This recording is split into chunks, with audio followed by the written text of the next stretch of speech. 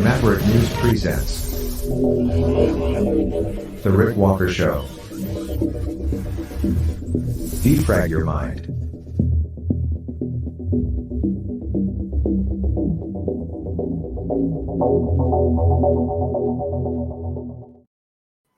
Good evening, everyone. I'm Rick Walker. Welcome back to the Maverick News Channel. Lots of stuff for you tonight. Resolution passed by the United Nations regarding Gaza. Some say it's pretty watered down. We'll tell you what's happened there. The Trudeau government, massive debt.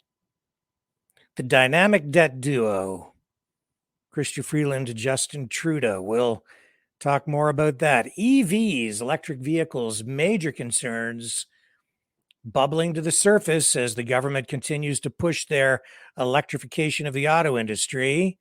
We'll tell you why it's not working out.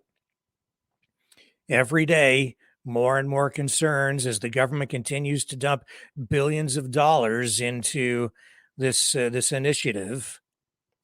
What else do we have for you? Republicans pushing back on this effort by the Democrats to use lawfare to keep Donald Trump off the ballot heading into the 2024 presidential election.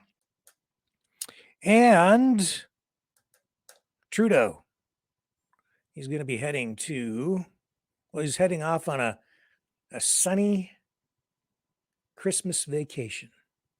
And he will be joined by his estranged wife. We'll explain.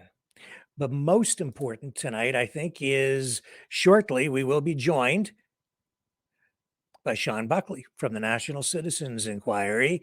As promised, finally, we got everything straightened out. We got connected, and he'll join us here on the program to talk about the final report from the NCI that addresses the government's response to the pandemic, what they it really focuses on all the things that were major issues, areas of concern.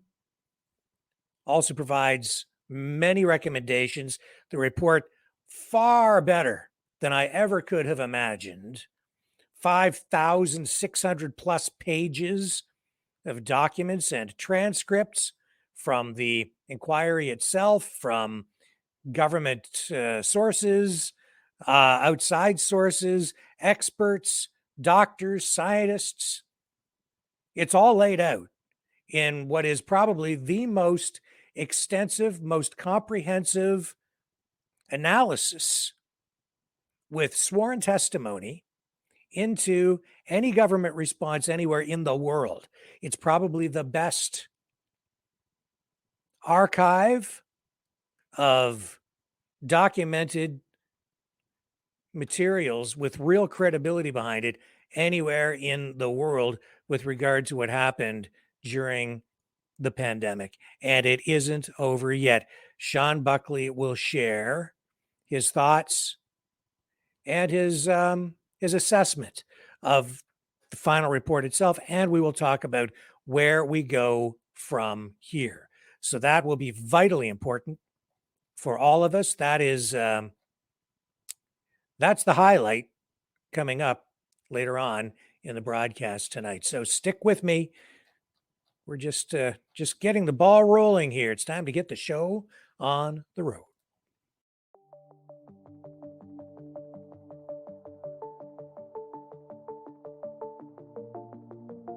Greetings, brave Mavericks. Our quest for truth continues. We go beyond fake news. Together we expose propaganda. Together we pull others out of rabbit holes. We are maverick thinkers. We are all unique individuals, defenders of individual rights and freedoms, credible, trusted, grounded in reality. Maverick News, Maverick News. Defending free speech, free speech. Donate at freedomreporters.com. Do it now. Tomorrow may be too late. Maverick News. The world is watching.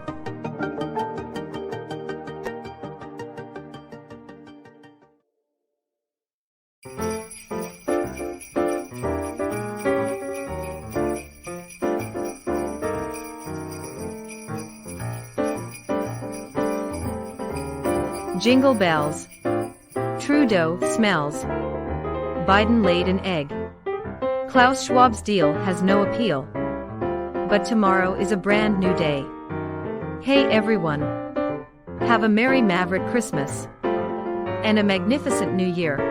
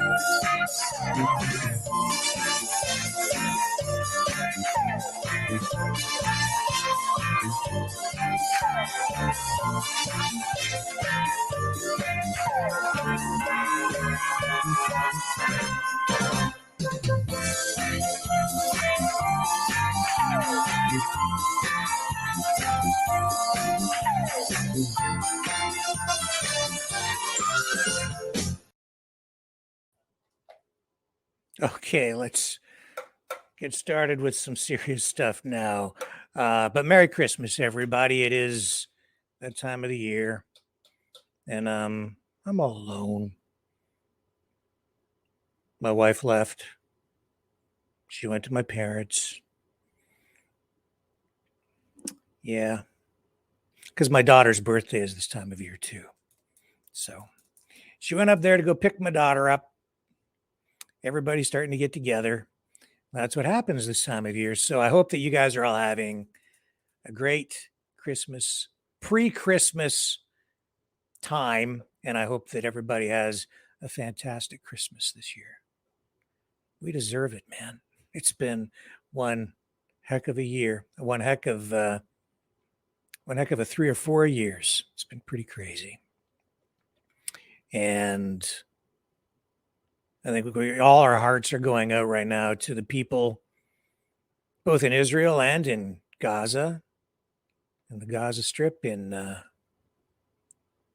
that part of the world where war continues to rage, and in Ukraine, and in Russia, and all around the world where people are living, trying to live in war zones and in areas that are under extreme economic stress. Well, today, the United Nations did pass a resolution on aid deliveries to Gaza. It's being called a watered down resolution, calls for an immediate speeding up of deliveries into Gaza, but it does not have did not contain the original call for an urgent suspension of hostilities between Israel and Hamas. So this was a vote in the 15-member Security Council. It was 13-0. The United States and Russia both abstained from the vote. As you know, previously, the United States had vetoed the proposal, which contained a Russian amendment that would have restored the call to immediately suspend hostilities. Or I should say that Russia had tried to add an amendment, and the United States vetoed that. The vote was 10 countries in favor, the U.S. against, and 4 abstentions. So the final vote, U.S. abstention, avoided a second American veto of the Gaza resolution, which comes following the surprise October 7th attacks on Israel. And a lot of people breathing a sigh of relief that at least they've been able to get this far.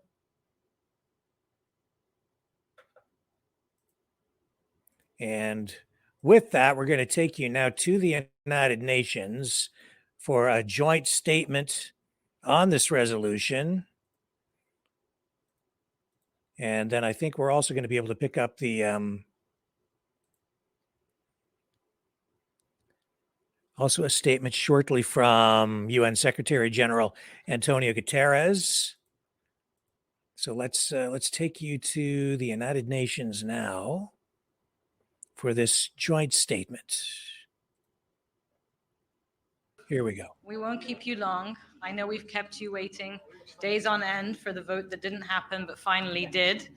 It was the Christmas miracle we were all hoping for, which was to send a positive signal to the people on the ground in Gaza who are suffering under such unbearable circumstances, that the Council is engaged 24/7 on trying to alleviate that suffering. And that is why we've all, in our different capacities, and I thank each and every person here who has contributed in this group, but in particular, the Ambassador of Egypt, Ambassador Sama, and in particular, Dr. Riyad, the Ambassador of Palestine, for the immense support behind the scenes into trying to adopt and achieve a resolution that has impact on the ground for the people who need it the most. Last week, the UAE took a number of Security Council members, both current and incoming, to the Rafah border crossing, because often we sit in these rooms and we negotiate text endlessly without understanding sometimes the full implications of what is happening on ground. And I think that trip, facilitated by the government of Egypt, where we saw so much evidence of that suffering, so many thousands of trucks that were not able to go into Gaza, despite the fact that Gazans today are classified, half of the population is starving, and that famine is a very real possibility in Gaza as we go into our Christmas celebrations and holiday and festive season celebrations. So keeping people at the forefront of our work is when the Council does its best diplomacy. And although the situation is still bleak and dark, I hope this is a glimmer of hope ahead, that we can unite both as an Islamic and Arab group, but also in the Security Council to try and deliver outcomes that are actionable, operationable, and mean something to people on the ground. And I know other speakers have mentioned what this resolution does. I know you've read it, several iterations of it. I'm often amazed how often I see it in the press before I've even distributed it to the council members, so well done you. But I think this resolution really does have key aspects that are going to putting a firm UN presence on the ground in the form of a mechanism, with appointing a special coordinator to oversee those efforts, with calling on all parties to respect international humanitarian law, with scaling up humanitarian aid into Gaza and expanding the access routes to that aid, and in calling for the first time in a council document for a cessation of hostilities. This is important language, and we will continue to build on that language. So maybe my colleagues would like to say a few words, and perhaps you'd like to ask a question. Yeah. You said in the council, diplomacy isn't always what you want, but what you can get. Do you feel like you got enough? And what's the next step if not? I think, again, putting people on the ground first and foremost in mind, it would be really easy just to go for rhetorical declarations and end without consensus where we adopt something. And that doesn't help people on the ground. So I feel that what we have done will have impact, will save lives on the ground. And again, as I said in the council, I have to thank the United States for their close collaboration, Ambassador Linda Thomas-Greenfield for her close collaboration in trying to achieve that outcome. We had the goal of saving lives on the ground in mind. Of course, it was not a perfect resolution. Of course, everyone in this group has called for a permanent ceasefire, and we support what we put forward in the General Assembly that had 153 votes in favor for that ceasefire. And the UAE did submit that resolution less than 10 days ago, and it was not adopted. So we can go for declarations in the council, or we can try and have impact on the ground for people who need it the most. Civilians in Gaza are dying because of the war. 20,000, 60% women and children, that is a fact. It's also a fact that several thousand more will die, as predicted by UN agencies, from lack of food, lack of water, lack of access to basic medical supplies. People are dying from infections. There is widespread disease. And so when we went to the Rafah border and we called for a code red moment as we listened to the UN officials on ground, I think that has led into the discussions here today, which led to an outcome. But it's not perfect. It's diplomacy. Ambassador, you've spoken about widespread support for actions such like this outside the council. Can you talk us through not opening this resolution up to co-sponsors? Obviously, the first iteration had a lot of co-sponsors, which shows that there was a lot of widespread member support, and they wanted to publicly continue that support. What was the discussion around not opening it up to co-sponsors, this particular resolution? Absolutely. So I'd like to say that this resolution, the genesis, was a mandate from the ministerial meeting in Riyadh, in Saudi Arabia, in November, to try and bring a humanitarian resolution to the Security Council. And there was a lot of iterations of that work. And we opened it for co-sponsorship to the resolution we put in blue on Friday evening, which achieved 83 or 82 co-sponsors, I believe, which is very high for a council resolution of a humanitarian nature. And it shows the support. We did not open the resolution we put into blue for co-sponsorship simply because the negotiations were so last minute, so complicated. There was a lot of different exchange of views. You saw us meet here in the council several times and in close consultation. As Ambassador Greenfield said, there was numerous phone calls, 5 a.m, midnight. And this resolution went into blue this morning, I believe at 9 a.m. So to go through the co-sponsorship, and by the way, the SCAD e-delegate sponsorship system is complicated. And so to open it up didn't feel necessary. I think the resolution before was a clear signal. I think the General Assembly ceasefire resolution is a clear signal. And I think today's adoption with 13 votes in favor is a clear signal. And now we will all follow up on implementation. This creates a reporting structure to the Security Council of what is going into Gaza and what is not going into Gaza. And there is accountability in that.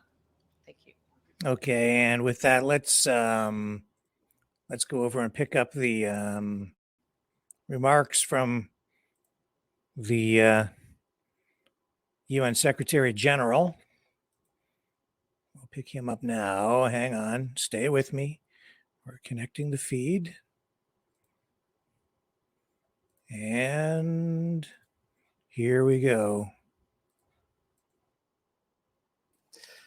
Over the last weeks and days, there has been no significant change in the way the war has been unfolding in Gaza.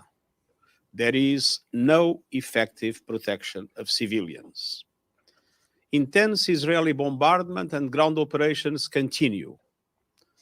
More than 20,000 Palestinians have reportedly been killed, the vast majority women and children. Meanwhile, Hamas and other Palestinian factions continue to fire rockets from Gaza into Israel. Some 1.9 million people, 85% of Gaza population, have been forced from their homes. The health system is on its knees. Hospitals in the south are dealing with at least 3 times their capacity, and in the north, they are barely operational. One colleague described the deathly silence of a hospital with no medication or treatment for its sick and injured patients. According to the World Food Programme, widespread famine looms. More than 500,000 people, a quarter of the population, are facing what experts classify as catastrophic levels of hunger. 4 out of 5 of the hungriest people anywhere in the world are in Gaza. And clean water is at a trickle. UNICEF found that displaced children in the south have access to just 10% of the water they need. In these desperate conditions, it is little wonder that many people cannot wait for humanitarian distributions and are grabbing whatever they can from aid trucks. As I warned, public order is at risk of breaking down. Humanitarian veterans who have served in war zones and disasters around the world, people who have seen everything, tell me they have seen nothing like what they see today in Gaza. Israel began its military operation in response to the horrific terror attacks launched by Hamas on 7 October. And nothing can possibly justify those attacks or the brutal abduction of some 250 hostages. And I repeat my call for all remaining hostages to be released immediately and unconditionally. And nothing can justify the continued fire of rockets from Gaza at civilian targets in Israel or the use of civilians as human shields. But at the same time, these violations of international humanitarian law can never justify the collective punishment of the Palestinian people, and they do not free Israel from its own obligations under international law. Ladies and gentlemen of the press, many people are measuring the effectiveness of the humanitarian operation in Gaza based on the number of trucks from the Egyptian Red Crescent, the UN, and other partners that are allowed to unload aid across the border. This is a mistake.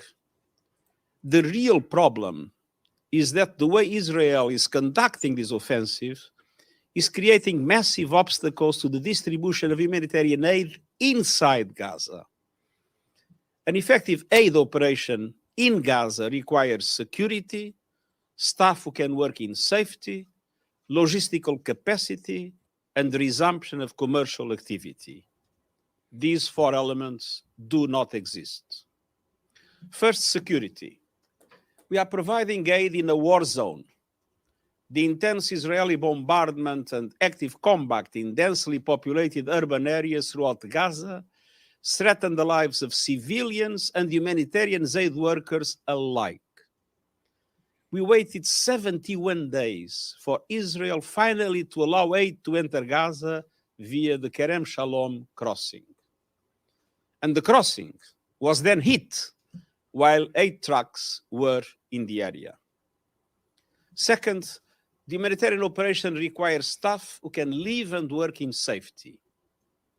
136 of our colleagues in Gaza have been killed in 75 days, something we have never seen in the history of the United Nations. Nowhere is safe in Gaza. I honor the women and men who have made the ultimate sacrifice, and I pay tribute to the thousands of humanitarian aid workers who are risking their health and lives in Gaza even as I speak. Most of our staff have been forced from their homes. All of them spend hours each day simply struggling to survive and to support their families. It is a miracle that they have been able to continue working under these conditions. And yet, those same colleagues are expanding humanitarian operations in southern Gaza to support people living there, while trying to assist the flood of displaced people who arrived from the north with nothing. And they are currently providing aid in Rafah, Western Khan Yunis, Deir el-Belah, and Nuseirat in the south, and doing their best to reach the north despite huge challenges, namely security. In these appalling conditions, they can only meet a fraction of the needs. Third, logistics.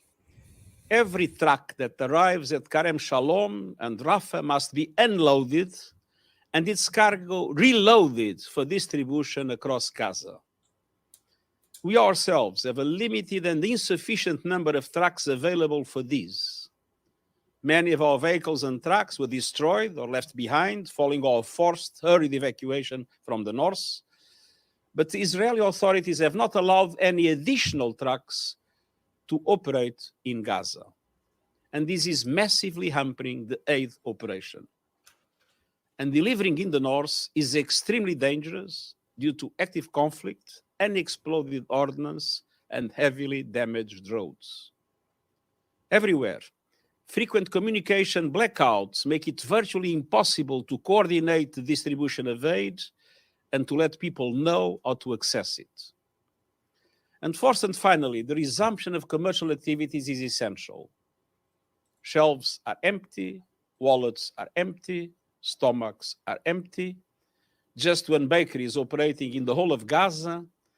And I urge the Israeli authorities to lift restrictions on commercial activity immediately.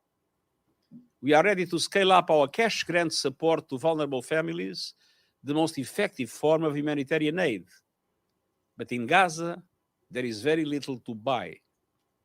So, ladies and gentlemen of the media, in the circumstances I've just described, a humanitarian ceasefire is the only way to begin to meet the desperate needs of people in Gaza and end their ongoing nightmare.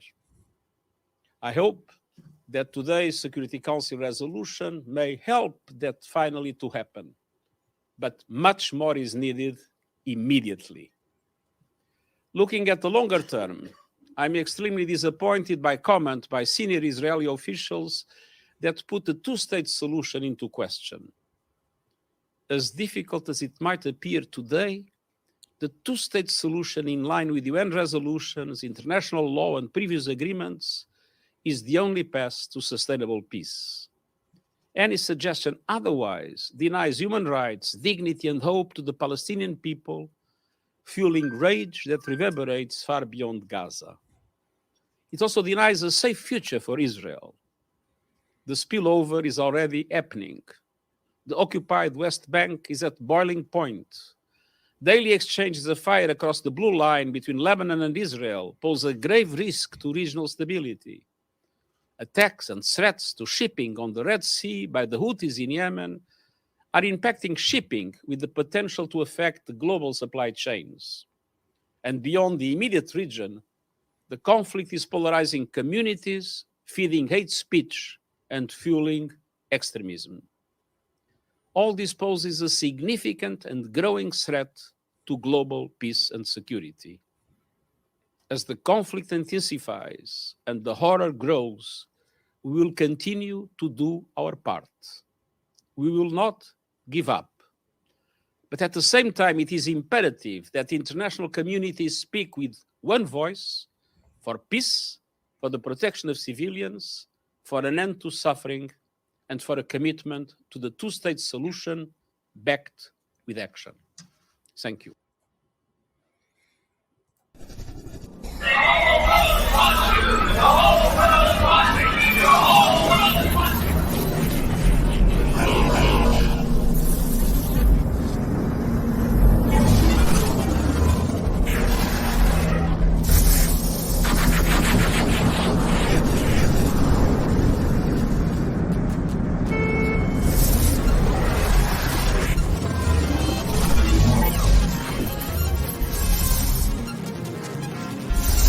Maverick News. The world is watching.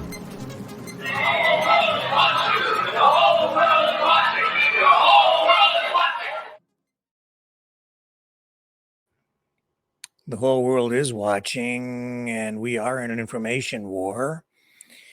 And coming off the tail end of that story, I just wanted to highlight something else that was sent to me today. And this shows the impact, both the impact of the information war and the, how shall I put this? The snowball effect that the information war feeds upon and grows with. What am I getting at? This is a shot of a television screen where a news anchor makes a false statement about how the current war, in its current context, how this war between Israel and Hamas started. Listen to what is said in this clip. Demonstrators Carefully. heard protesting at the Prime Minister's housing announcement in Toronto today. Free Palestine is what they were shouting. If you couldn't hear that, that's just the latest protest taking place in Canada since Israel started the Hamas war. The Prime Minister addressed the fallout here at home today. Have a listen. Demonstrators could be heard protesting. Listen to it again. At the Prime Minister's housing announcement in Toronto today. Free Palestine is what they were shouting. If you couldn't hear that, that's just the latest protest taking place in Canada since Israel started the Hamas war. The Prime Minister addressed the fallout here at home today. So the point is that this is a Canadian newscast. Israel didn't start the war. This war started technically on October 7th because of the attack on Israel by Hamas. But you see how the rhetoric, the information war has such an impact. Even a news anchor makes that statement. Now, the question is, was that statement made because the anchor was confused and wasn't quite thinking straight? Or was that a statement that was made intentionally to reinforce the information distortion that is going on as part of the information war? Was that some soft propaganda that was fed out there to make people think in those terms? And even if he might argue, I don't know what the situation was there. I mean, do you see how it then becomes a matter of context and, well, Israel is responsible for the war because they're the occupiers? It depends on your perspective. But technically, the war, it was Hamas waging war, an active war against Israel. And I would argue that the way that they conducted that raid was in itself a war crime, an active war and a war crime. And then on the other side, the response that we're getting from Israel against Hamas and into the Gaza Strip, also we're seeing, I would say, war crimes being committed that way as well. But the narrative is important. Words are important. It's important to keep facts straight. And as you can see, that mainstream media report shifting all the blame to Israel. I'm just saying that it is not accurate. The question is that report a result of the way information propaganda has affected the thinking of the people in that newsroom? Or is it that newsroom trying to twist the facts in order to suit a particular narrative coming from their political perspective? I'll let you be the judge, but that is not an accurate statement. Simple as that. Just not accurate. And you can have your opinion one way or another on it, I guess, but that is a fact. It's a fact that that's not the fact. And I think now more than ever, we need factual reports. What is also a fact is that the federal government in Canada has recorded a massive budgetary deficit of $15.1 billion just between April and October. $7 billion of that alone was just in October. So the finance department has unveiled or released these new numbers as part of its monthly monitor of the fiscal condition of the financial condition of the country. And they say in this newest report that the deficit between April and October compared with a deficit of $0.2 billion the previous year.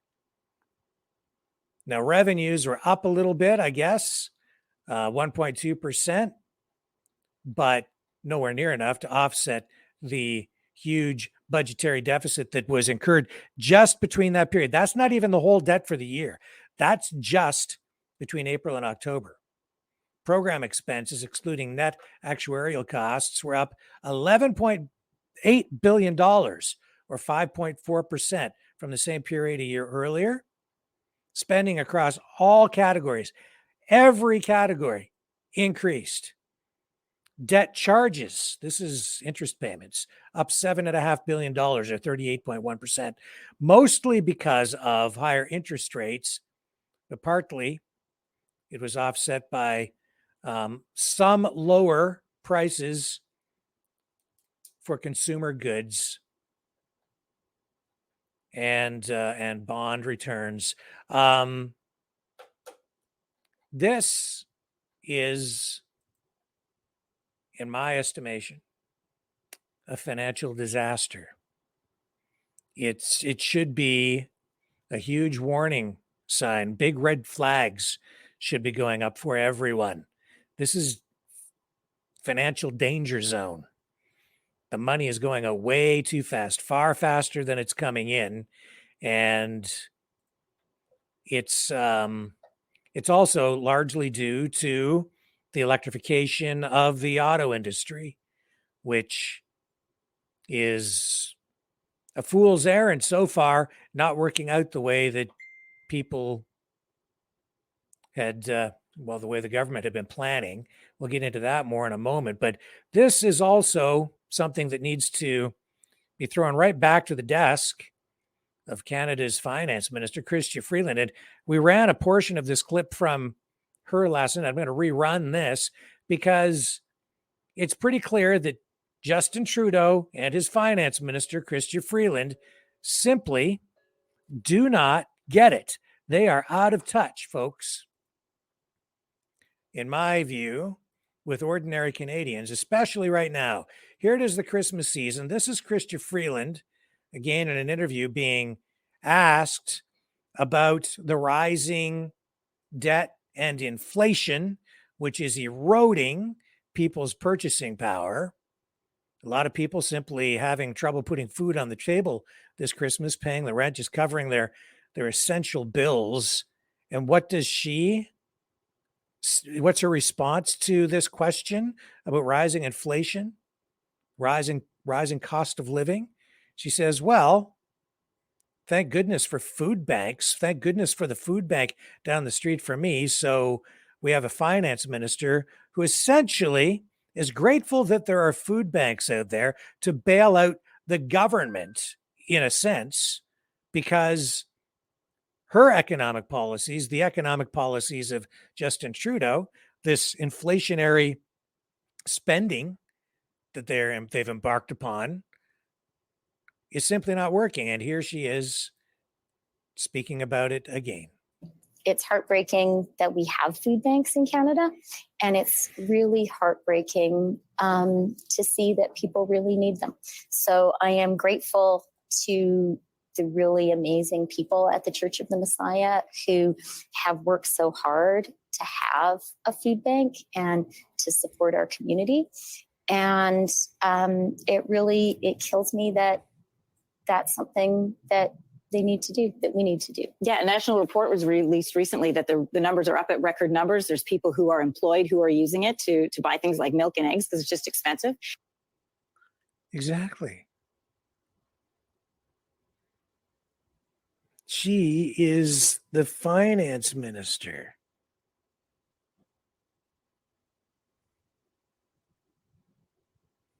Why don't you do something about it? It's your policies that have impoverished people. It's your policy. That is what I said last night, and I'll say it again tonight. The responsibility for this goes right back to her and to Justin Trudeau. This report on the public debt, it just further reinforces what I was talking about last night. This government is letting the people down. They're selling the people down the river. They are rolling the dice on this plan to electrify the auto industry. They're gutting the auto industry. That's what they're doing. The auto industry for a long time has been one of the main engines driving the economy.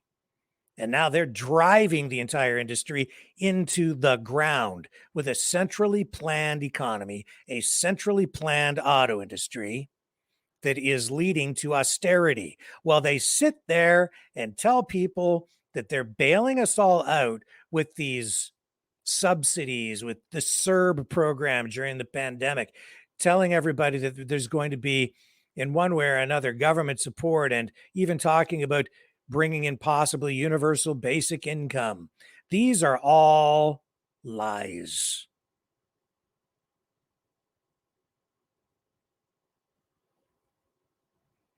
Because it's leading to rationing of healthcare.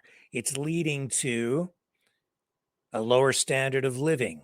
It is leading to massive dependence on government by the population because they're making people dependent on government. That is the slavery that we all fear. The massive money printing, the massive redistribution of wealth in this way is really a tax on you, us. It's a transfer of wealth from us to big corporations, to big companies, which can be are owned by shareholders, but disproportionately it's going to a certain group of people nearer the top who are part of a more elite crowd. I mean, there's pension money in there, and the middle class, we've got our savings wrapped up in that as well. But this idea that the government is going to bail us all out with quantitative easing, money printing, inflationary spending, investing in these industries, it's just misguided. And we're seeing the results of that already in the EV industry. What am I talking about? I'm talking about how they've just started and it's already falling apart. So unless they get a real handle on it, and get a handle on the technology as well, then we're all going to be in for a heap of trouble. The Canadian economy has been teetering on the edge of a severe recession, maybe even a depression. I would argue we've been in a recession for quite a while now, probably at least a year. Technically, they won't admit it because it depends on how they report on the economic data. But we are there. Look at the prices in the supermarkets. And she doesn't know how to respond in that interview because the truth is too embarrassing to her and Justin. And it's a pill that's too bitter for people to swallow especially at this time of year. Too many people are suffering out there. You know, Danielle Smith was speaking about this. You know, I talk about how this centrally planned economy, this hyper socialism that we are now living under, the way that this centrally planned economy is leading to rationing. You know, I won't tell you why. I have to go for a test, just a minor thing, really, a medical test. I have still no family doctor here. I'm not complaining. I'm just giving you an example of how this system is letting people down. And this is just my personal experience. So I have to don't have to share anybody else's confidential medical information. But I need to get an ultrasound done. So no family doctor. The only place to go is a walk-in clinic.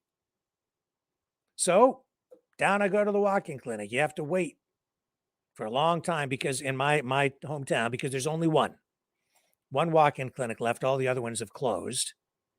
It's a telehealth. You don't even get to see a doctor in person. So you're speaking to someone over a video monitor with a nurse in the room. And then he gives writes out the requisition for an ultrasound just to get something checked. And I have to go to another place. I check in and I have to make an appointment. They can't do it. It's going to be over a month just to get an ultrasound done. Now, if someone's really sick, let's say somebody has cancer and they need an ultrasound done, time is of the essence. Over a month just to wait because the budget is shot. There isn't enough capacity in the system. We don't have enough doctors. We don't have enough clinics. We don't have enough equipment. We don't have enough funding. We don't have enough. And so everyone is waiting. Everyone's on the waiting list. That's what socialized medicine is all about. It's about waiting and waiting and waiting. If someone's really sick right now, and there's a backlog as well in the system because of the pandemic, a lot of surgeries, a lot of tests were canceled. Everybody's getting pushed back. It takes a long time to get tests done. You want to know why you're seeing excess deaths? That's one of the reasons, just one of the reasons. It's because people were not getting, and I'm just making this statement out of hand without real data to back this up. So this is just my opinion. But I don't think you're going to have to look very long or hard at the numbers to come to the realization that a lot of people died after the pandemic simply because they didn't get proper care during the pandemic. People were not given access to proper testing. They had their surgeries canceled. And now, even now, with all the immigration coming in, all the additional people, all the additional stresses on the healthcare system, people are waiting longer than ever just to get simple tests done. And if you're really sick and you need urgent care, good luck. Get in line and hope for the best because it's going to be months, maybe even a year or two before you get the surgery that you need for a lot of these ailments. Now, if your doctor is really concerned, he might be able to, write stat on the order and get you pushed up. But man, I'm telling you, a lot of people are going to fall through the cracks because they're not going to get timely care. It's called rationing. If you give things away, don't fund things properly, the only way the government can control price or control the system is to, if you've got increasing demand, the only other mechanism you have to control the economic side or the economic equation of the healthcare system is to regulate supply. That means rationing. Limit the amount that is available to people. Yeah, it's universal. Yeah, they'll give it to you almost for free, but they're only going to give away so much of it at a time. So you have to get in queue and hope for the best. And it's not free. It is not free. I had to pay a fee at the walk-in clinic because even there, the provincial health program no longer covers walk-in clinic visits. So there's a user fee now when you walk in the door. And they're now extending social a socialized system to dental care in a larger way. And I'm going to tell you right now, the dental system actually was working in a far superior manner to the overall healthcare system in this province, and I would say in this country. And now that they're socializing it, nationalizing it on a greater scale, you're going to see a deterioration of service overall, rising costs, and you're going to end up seeing rationing. The same thing is happening in the auto industry. When General Motors went bankrupt, we saw the government intervene, essentially nationalize that corporation by taking it over with government grants. By injecting government money into it, they were able to assert control over the direction of that company, direct what kind of products they were going to produce. It was a key moment, a pivotal moment in the history of our economy, because it gave the government the ability to push forward in a forceful way with the electrification of the auto industry by taking over the biggest automaker in North America, GM. And now what are we seeing? We're seeing extreme stress, uncertainty in the industry. This week in Canada, we saw, and I'm not just talking about the nationalization of the auto industry or GM in Canada, I'm talking about in the US too. The government down there has injected all kinds of money into GM. And now, because GM got the money, all the companies are getting free money as they push ahead with the EV agenda. Every company is getting government grants, billions and billions and billions and billions of dollars. And yet they're still not certain, because the entire thing is being subsidized at every level to everyone. The money being spent, I don't even think you can calculate it. It's so high. Every aspect of this is being, in one way or another, subsidized by government. From every nut, every bolt, every battery, every wheel, every part on every EV vehicle produced, to the assembly of it, to the distribution, to the consumption at the time of purchase. There are subsidies in place for people who want to buy or are being enticed to buy an EV. And then there are subsidies in place even for companies that are involved in setting up the charging network, which is completely inadequate. We've seen even the CEO of Ford trying to drive across the United States and not finding adequate charging stations, and admitting so on social media. And we ran the videos of him while he was trying to drive across America and was having real challenges with it. And I can tell you my personal experience with that is similar. A lot of these chargers don't even work properly. Sometimes when you go up to them, they're not being maintained properly. And I'll explain why. Here's a company called Flow. Let me see if I can find the right tab here for you. Flow is a company that is one of the leading charging companies in Canada. And if you go to their website, you'll see that they're trying to get more people to invest, or more companies to invest in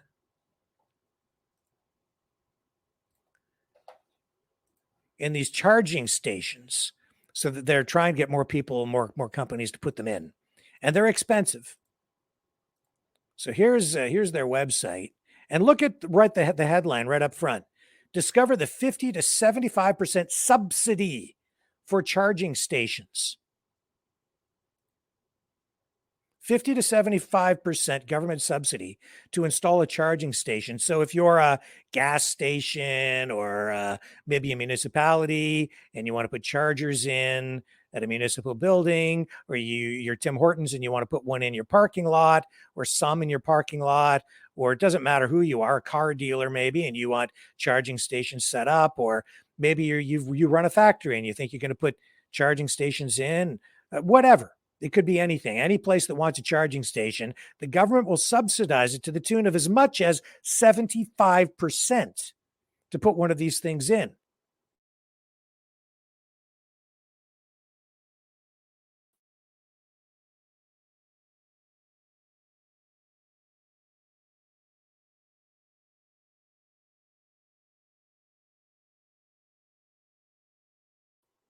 But I'm in the industry who,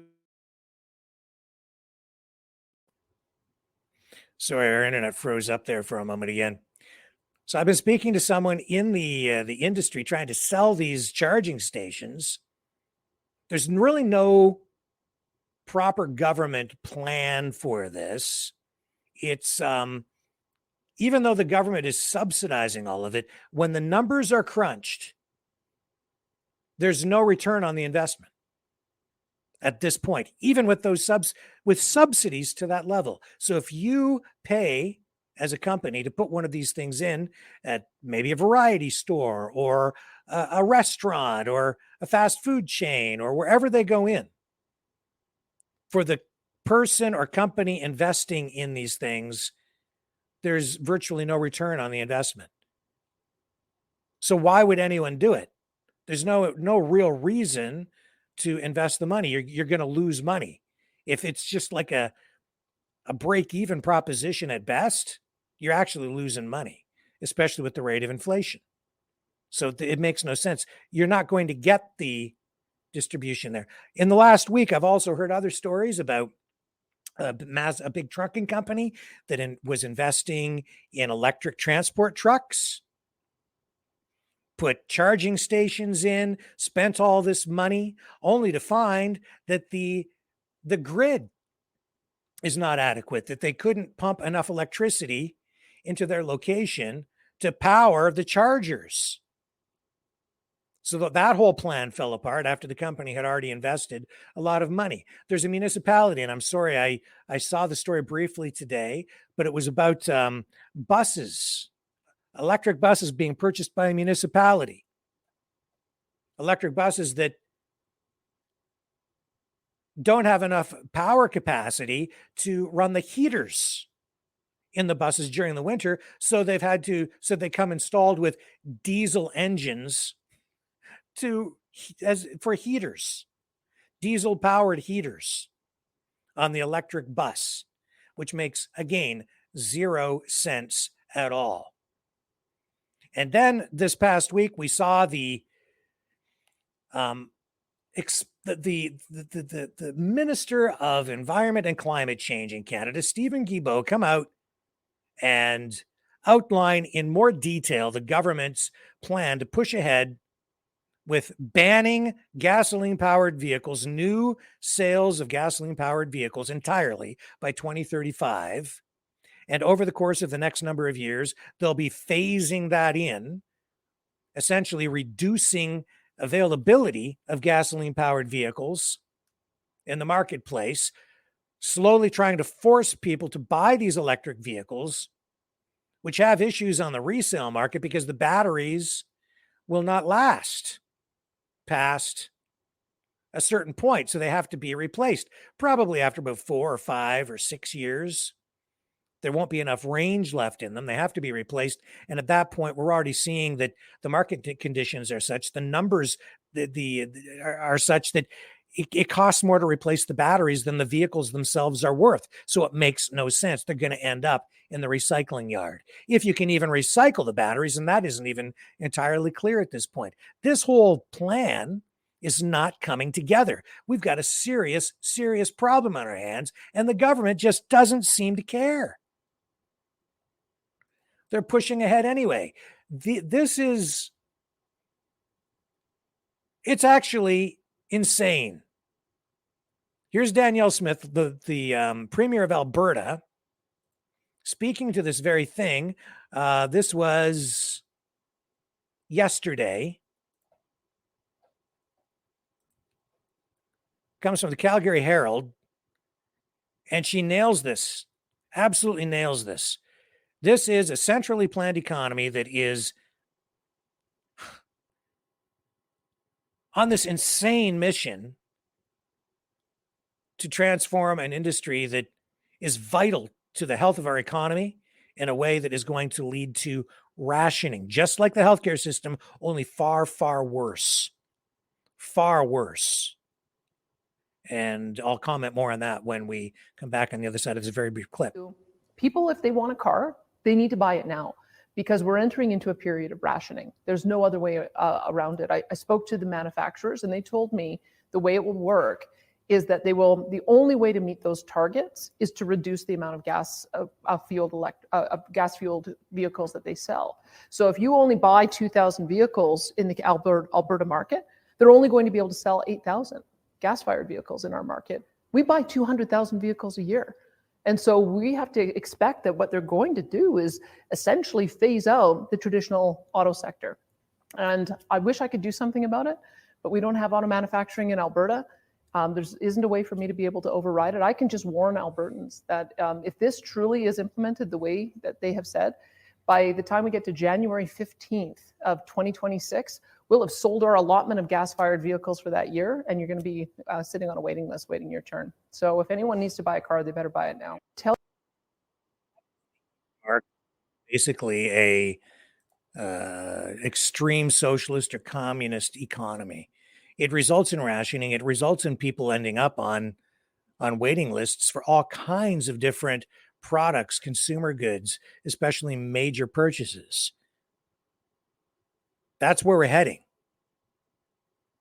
Because the government doesn't care about profit. They don't care about a sustainable industry. They're just focused singularly on one thing, the climate change, which I would argue is also misguided. I don't think they're looking at any of that in an accurate way at all.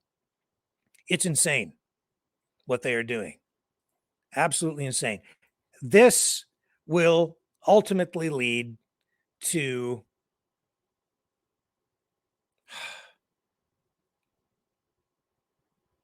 an economic breakdown because we are not going to get the return on the investment that the government has made into these industries. They've given them all this money to retool these plants. People are not buying the vehicles. They're sitting unsold in dealer lots. People don't want them. The environment minister came out and said, Stephen Guilbeault said that electric vehicles are slowly reaching price parity with gasoline-powered vehicles, but that's also a lie. Because those vehicles, the prices of those vehicles, those prices are subsidized at every level. The price you actually pay, the sticker price, represents only a fraction of what it actually costs to produce those vehicles. Which means that even as those companies, the auto companies, sell these things, and in many cases, they're still losing money on them. So as they're doing all of that, it's not really adding any growth or productivity to the economy. It's just adding to our debt. You might save the environment, which I doubt, by driving one, but you're going to kill the economy. At the expense, really, of the middle class and the poor who are being taxed through all of this. Because the burden for this is being placed on the average person because of the massive money printing, not on people on the other end, at the top end of this, because they own assets and they have the ability to shield themselves through investments and the way they move their assets around. They can shield themselves from the impact of inflation, and they know how to do it because they're savvy enough. This is beyond a disaster waiting to happen. This is a disaster unfolding. And you're seeing now that the mainstream media even is just beginning to wake up to this. And it may already be too late because I think in many respects, we've reached the point of no return on this because the government has invested so much and they've given the auto industry or the auto companies really no alternative. It's like, you must do this. or you don't get the money. And your competitor down the road will. And we're going to regulate this in a way that prevents you from producing gasoline-powered vehicles. So you have to do this one way or another. And because they've gone this far, we're at the halfway point, and it's like, well, the auto companies are sitting there saying, well, this isn't working. The dealers are complaining. There's an open letter from the auto dealers in the United States to the president saying you have to tap the brakes on this because we're sitting on too much inventory. These things are not selling. Please slow this down. And nobody is. The government's still pushing. And here's global news in Canada. How far can you go with EVs in Canada? A closer look at range and battery life. Still talking about range anxiety. A lot of these vehicles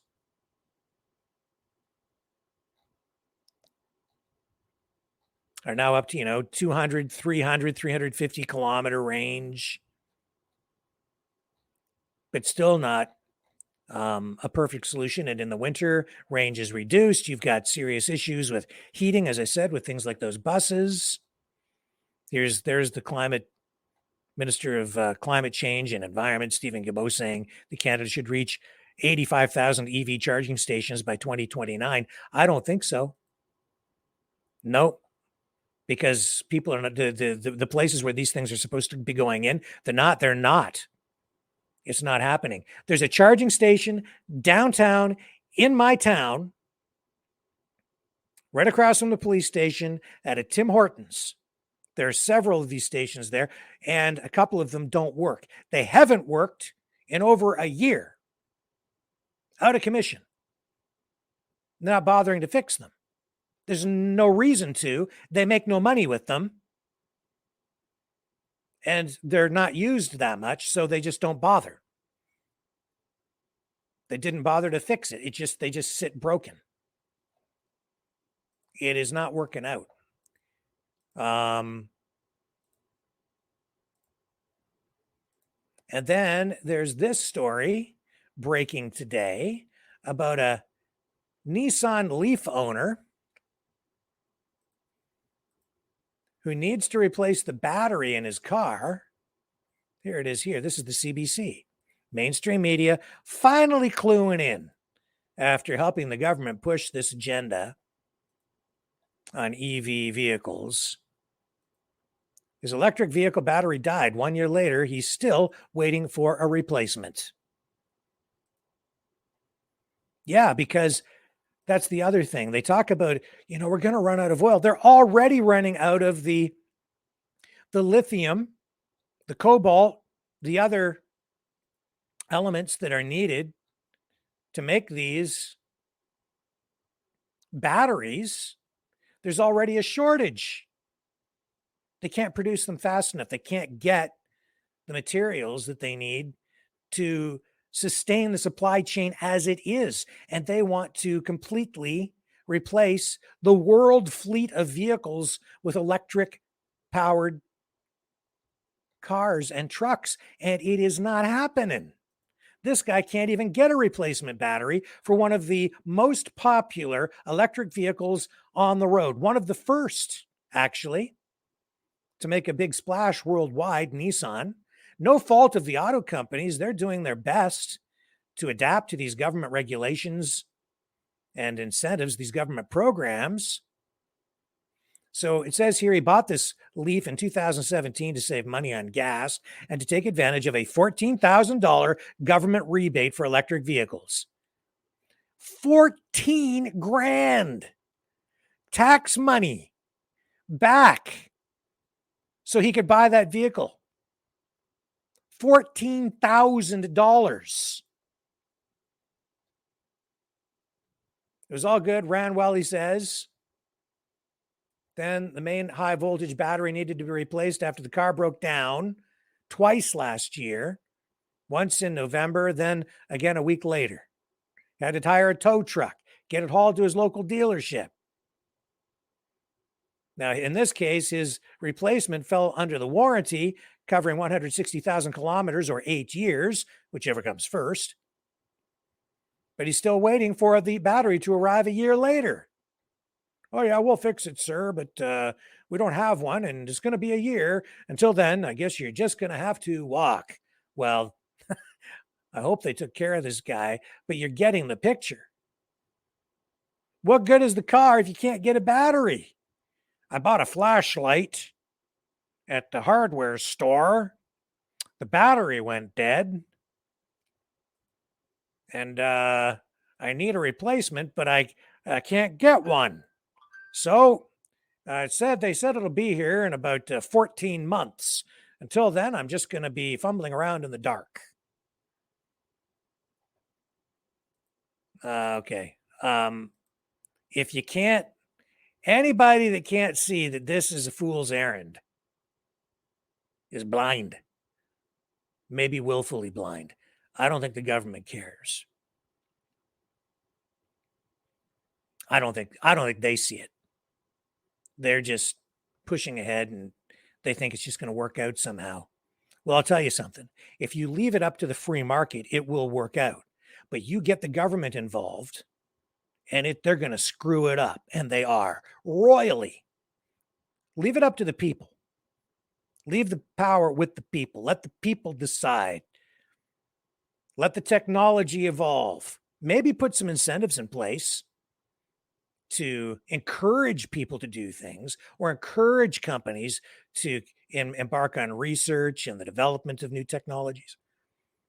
Maybe do it that way. Maybe nurse things along by pulling things with incentives. Maybe some tax breaks here, some tax breaks there to try and incentivize things and start the ball rolling to improve on battery technology. Look at improving the electrical grid. But stop forcing it down people's throats. Let the people decide. Let people choose. People ultimately will figure out what is best for them. We always do. And that's what the free market is about. It's about a whole millions of choices and decisions being made every single day, billions, all through the economy. It's kind of like a collective mind coming together in a way that is indescribable, really, because one mind doesn't know what the other mind is doing, but there's price and supply signals that are sent out all through the system that allow us all to figure it out in whatever industry we are in. And that's what the auto industry really started out as. And now the government has seized control, and without even getting things done, they have already screwed this up. We're in so much trouble because this industry is vital to the health of the economy. Our jobs all the way up and down the line depend on this. There are so many spin-off jobs that come from the auto industry, from the guy selling hot dogs on the, from the hot dog cart out in front of the auto plants, to the parts companies, to the oil industry, to the healthcare system that depends on gasoline-powered ambulances, to the transportation industry, everything, every aspect of our economy, our modern economy depends on these gasoline-powered vehicles. And this assertion that we're running out of oil and the planet's going to boil us all to death, it's global boiling, bunk. Absolute bunk. Some people are getting rich off this transformation of the economy and the electrification of the auto industry. Some people are getting filthy rich off it. I know that. Because they know how to take advantage of government programs, just like the pandemic. A whole lot of profiteering went on during that pandemic, I'll tell you that. A lot of companies selling a lot of masks and other things. And I'm sure we're going to hear a lot more about that in the months and years ahead. And we'll hear more about what the government response to the pandemic was all about, the government response to the pandemic. When we come back after this break, Shawn Buckley from the National Citizens Inquiry will join us. Don't go away. This is what we've all been waiting for for quite a while.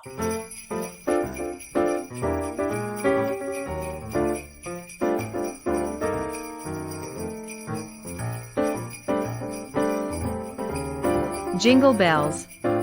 Trudeau smells. Biden laid an egg. Klaus Schwab's deal has no appeal. But tomorrow is a brand new day. Hey everyone. Have a merry Maverick Christmas. And a magnificent new year.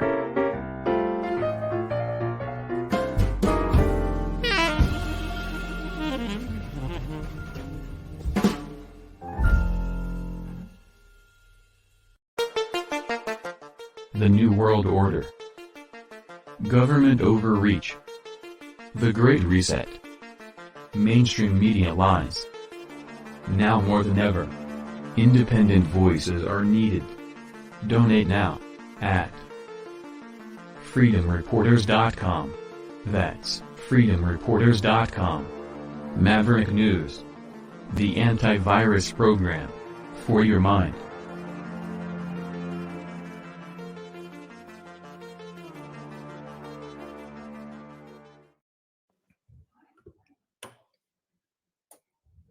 Shawn, welcome back to the program. Thank you for joining us again today. This is super exciting.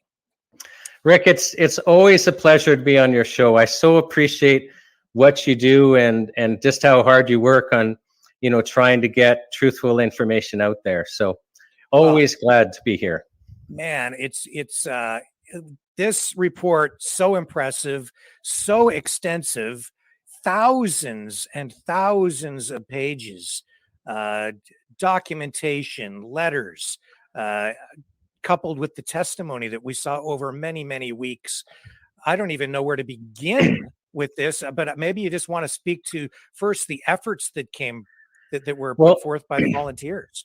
Yeah, actually, thanks for asking that, because I think it's pretty important, like, for everyone to understand this is a volunteer, and the NCI is a volunteer organization.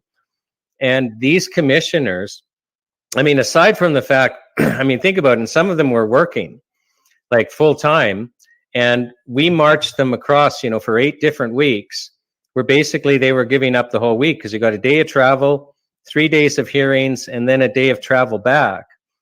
So, they were working nights and weekends just to keep up with their regular job. And so they're disrupting their lives. Now, for this report, I think it's important for people to understand, like, I was on a podcast the other day, and I think Britain spent 56 million pounds on, a little report into COVID, government sponsored report, which is just kind of astronomical dollars when you think about it. Mm-hmm. But for a government commission, you'll actually have a team of writers that will start writing even before the commissioner starts, like, terms of reference, background, all of that. And then, every day of hearing, they're doing the witness summaries, and they've got professional transcriptionists, doing the transcripts. And this team of writers will be writing the report with the direction of whoever's, the commissioners are. But the point is it's really easy on the commissioners from the writing perspective. Well, the report that our 4 commissioners wrote, and they didn't get paid to write this report, by the way. This is volunteer. I want to stress that. It's over 600 pages long. And Rick, you've looked at it. It is a professional report. It's clear there's no government or other agenda. They're just, and anyone can go and watch any witness they refer to. That's all online. I'll talk about the transcripts being volunteer in a minute. But wow, I was on bated breath too, because the commissioners are independent of the NCI administration. So, we could have no input into what went into the report. We're kind of at the mercy of the commissioners. Like, are they going to give us a good product or what, right? Like, here we've, when you make them independent, part of that is you have to live with what you get. And I couldn't be more proud of those commissioners, just the effort they put in and how seriously they took their role. And I think they fully understood that the country was watching. Like, I'm still shocked at the impact the NCI has had. Like, if for those in your audience who have not watched the National Citizens Inquiry, just so you understand, we had 24 full days of hearings, 305 witnesses, all testifying under oath, questioned by lawyers, and then questioned by the independent commissioners. You just pick 3 testimonies, like out of those 305, just randomly pick 3 and watch them, and you'll be hooked. Like you'll go, oh my gosh. And that's just resonating.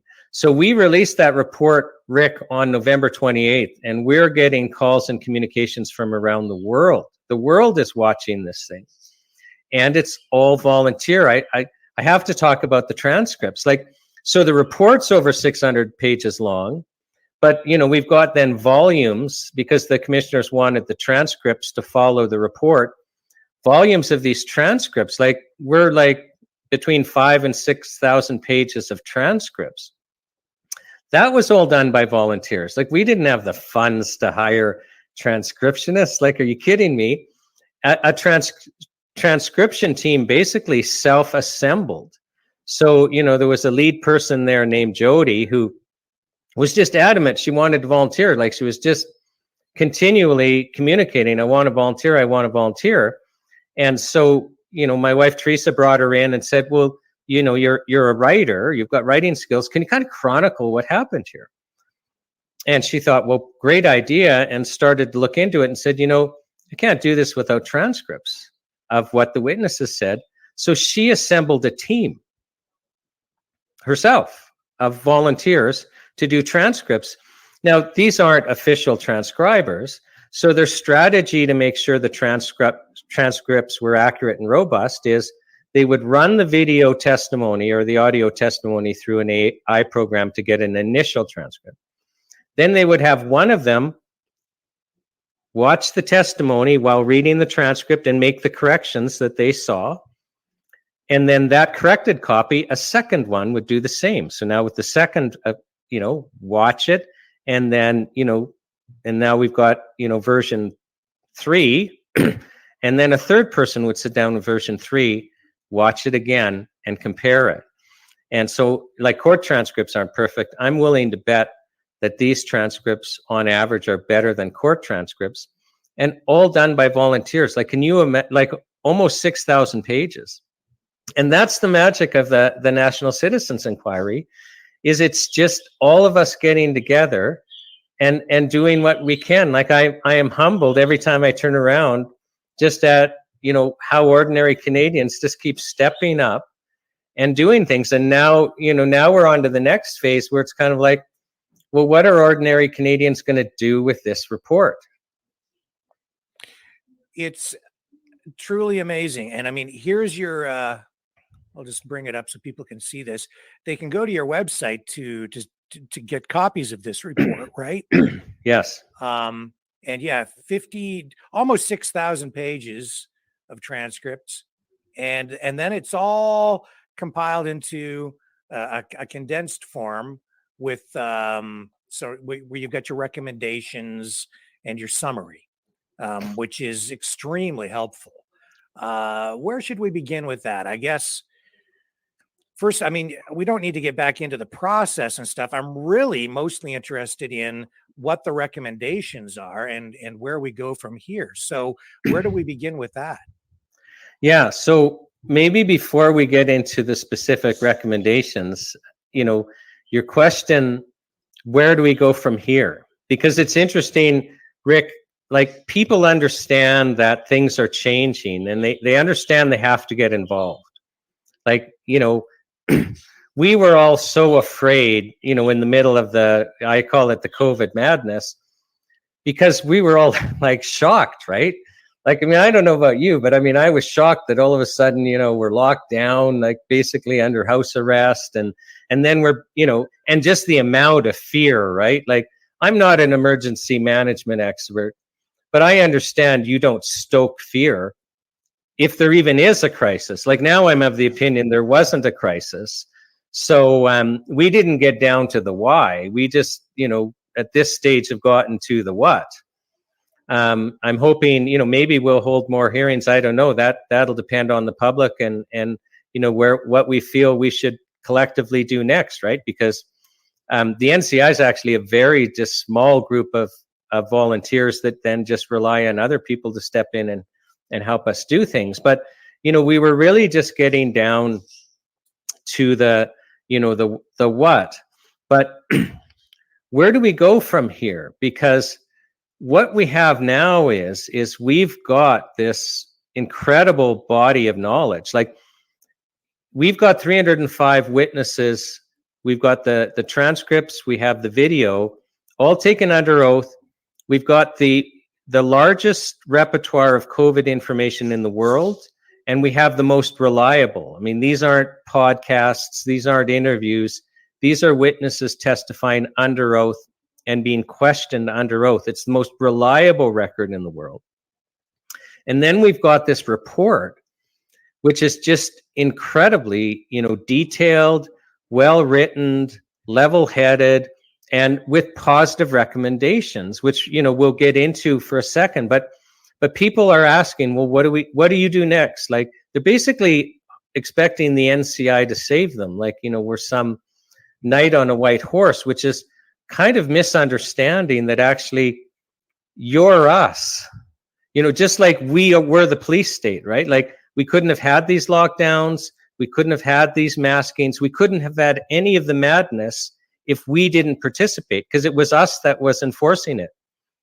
Like, we could have just said, no, we're not doing this. Like, at what stage do you say no to the government? But I don't think anyone had even asked that question before, because we were so surprised. Like, I didn't expect this. We get this fear porn on the TV. At first, I'm buying into it. I'm afraid. I'm thinking, oh, is this the 1918 Spanish flu? Which I think we've been gamed on that anyway. But let's say that, it's true. Like, are 20% of us going to die here? Or is our 30% going to die? Like, for a little while, I was buying into that. And I think most of us were at the beginning, for various lengths of time. And it's like, okay, like, so first of all, we're completely thrown off balance, like just bang out of the blue. And many people are still there. Like, they still have that belief. They're still wearing masks. I know it's a very small percentage that are still getting, the boosters, but some people are still living that to various degrees. And then kind of the rest of us, once, you realize, wait a second, this doesn't add up and something else is happening. Well, I was just afraid then that we were sliding into a police state. Rick, if I can share with you, at a couple of recent lectures I did, so probably the combined audience is, 850 to 900 people.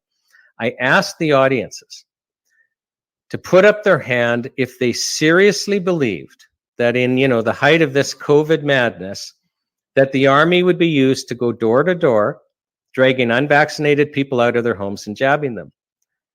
Rick, almost every hand went up.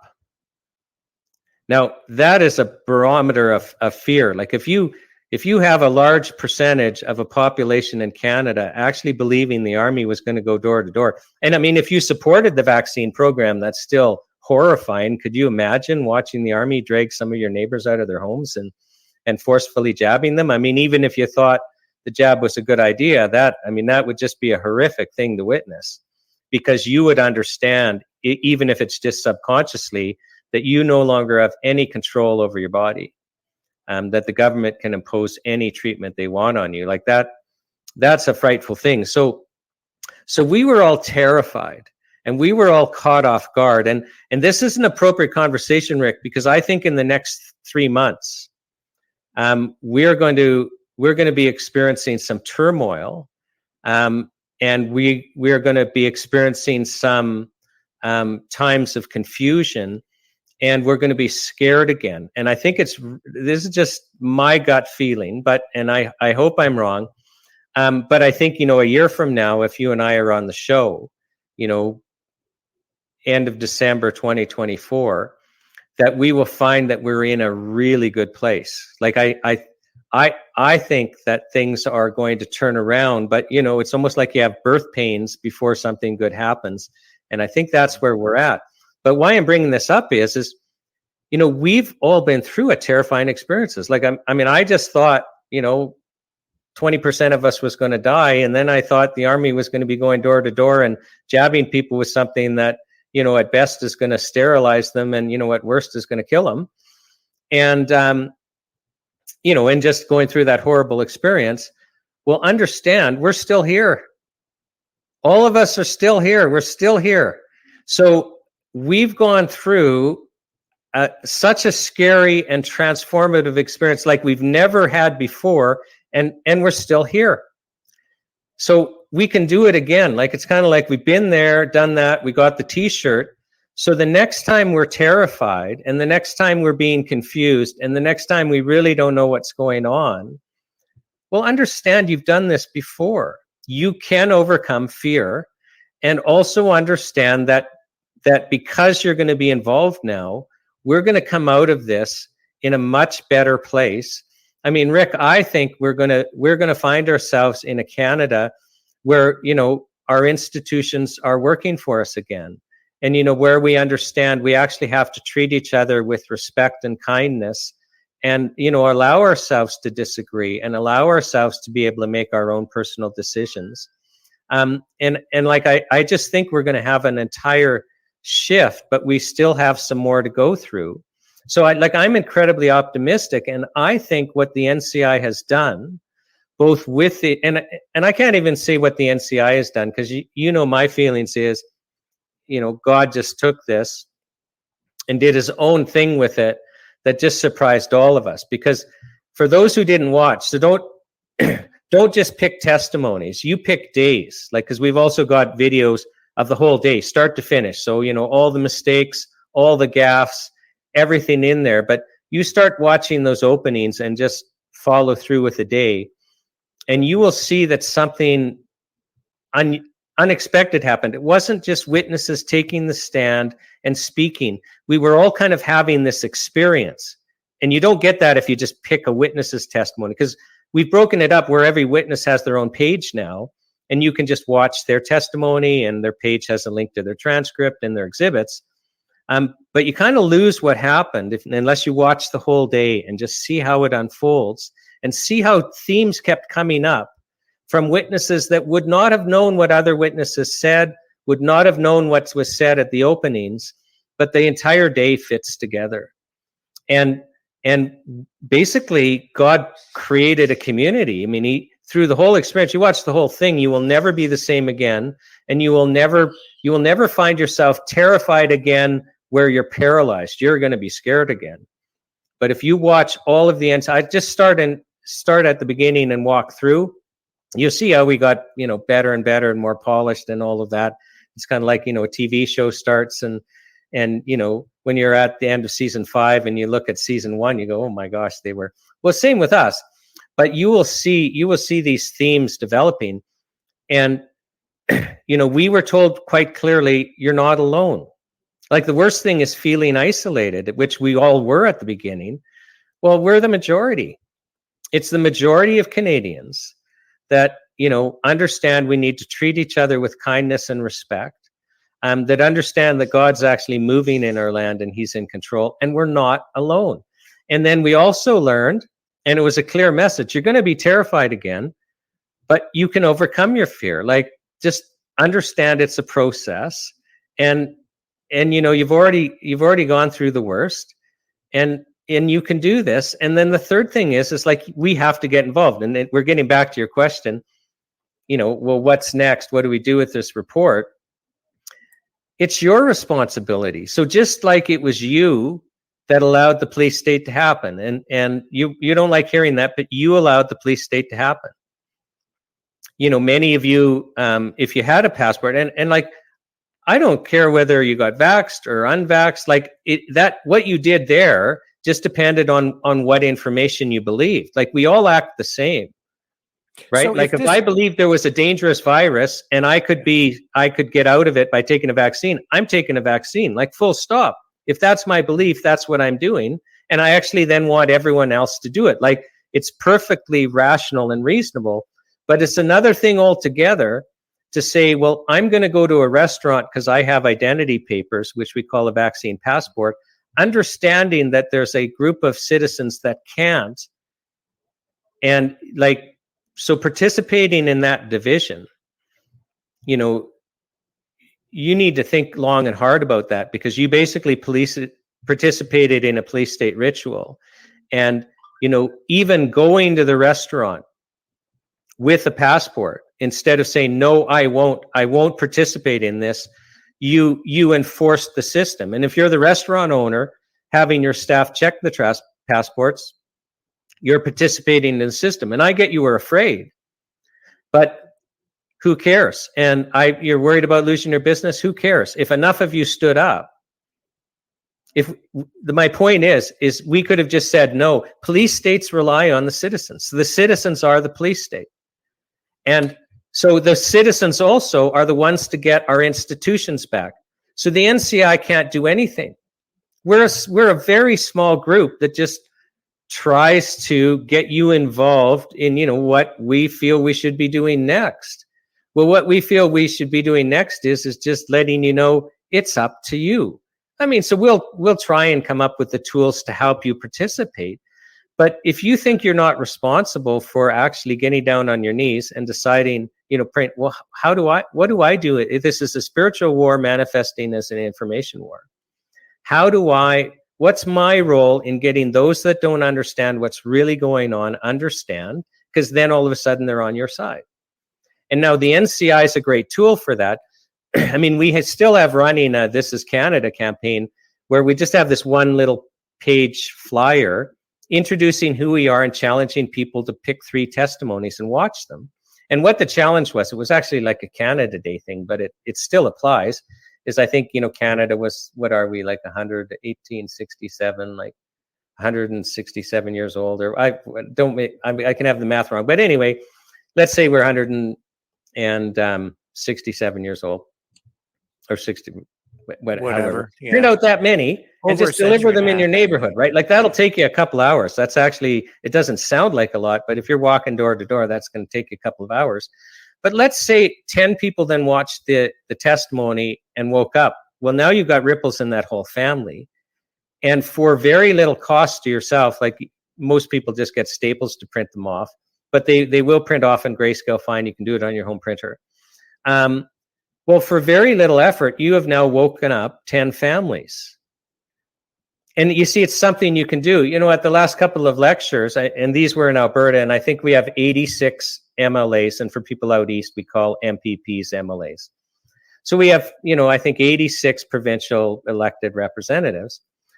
And I said to the audiences, just to make the point on how powerful you are, because people don't understand how powerful they are, is I said, if 100 of you in this room, and, you know, that would be a small fraction of, like we had 400 to 500 people each lecture. So if just 100 of you in this room would take an afternoon each month for the next 12 months, like an afternoon a month is not a big commitment in a war where people are dying, right? So if you would just take an afternoon each month and write a 1-page letter for your, you know, to your MLA, a 1-page letter explaining that you want the children to stop being vaccinated. So whatever the latest information is on that, or just even say, you know, I live in Alberta and I'm really concerned because there's a whole bunch of information we shouldn't be jabbing kids. Like, just write a 1-page letter. Now the address is to the Provincial Legislative Assembly. So now that you've written your 1-page letter to your MPP or MLA, print that off and then change the name to the next MLA or MPP. And for all 86, print off 86 letters. It's the same address, so this isn't onerous at all. It's the same envelope. So, you know, put it in a big envelope, send it off to your legislative assembly. And if 100 of you did that for 12 months, so, you know, an afternoon each month for 12 months, it would mean that every provincial representative in that year will have received 1,200 letters telling them to stop jabbing kids. Now, 1,200 letters on one topic in 1 year is pretty significant. Do you see the power there? Like, people don't understand. Calling your representatives, writing letters, like emails have way less weight because it's so easy to email, but writing letters, calling, actually asking for visits, like you make it clear you want these vaccines to stop. You want us to stop jabbing kids. You want a review and a government review into COVID. You're like, whatever it is, but get involved.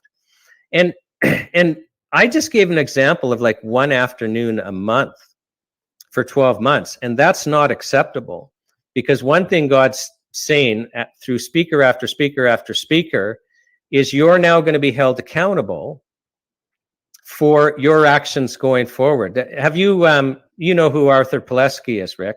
Yes. Yeah. Have you heard that vision he had? The vision? No. Yeah, he had a vision, like you might call it a dream, but you know, where you have like a vivid dream. I heard it from two other sources. I've not spoken to Arthur yet myself. I got to give him a call, but I had two different people I have said the same thing publicly. Like I first learned on it on a big podcast where somebody's talking about it. And what was reported was, you know, he sees this fence that just goes on as far as the eye can see, and everyone in the world is sitting on top of the fence. Great symbolism there, right? Sitting on the fence. And then God's hands come down and grab the fence and start shaking. Well, everyone's going to fall off that fence. They have to decide which side of the fence they're going to fall onto. Are they falling on God's side of the fence? Or are they falling on Satan's side of the fence? And when the shaking was done, there's nobody on the fence. And, you know, the message there is you have to decide. Now, I can tell you as a matter of fact that Satan wants you to attend freedom rallies. He wants you to watch podcasts like this and to think, hey, I'm on the right side, but you're actually not doing anything, because Satan's plan for you, the other side's plan for you, is for you to actually not take action. But the best case scenario is for you believing you're on the right side because, you know, you agree with them. You watch podcasts, you might go to the odd freedom rally, but you're not doing anything. You're not taking personal responsibility for the fact that every single one of our institutions is no longer acting in the interests of the citizens. So understand, you know, agreeing with God's side is not being on God's side. You now have to take action, because on God's side, the message is you're going to be held to account for what you do or don't do now. So we've all got to win this information war. You talk to people in the grocery store line. You stop being afraid and you talk to your family members and those that have ostracized you.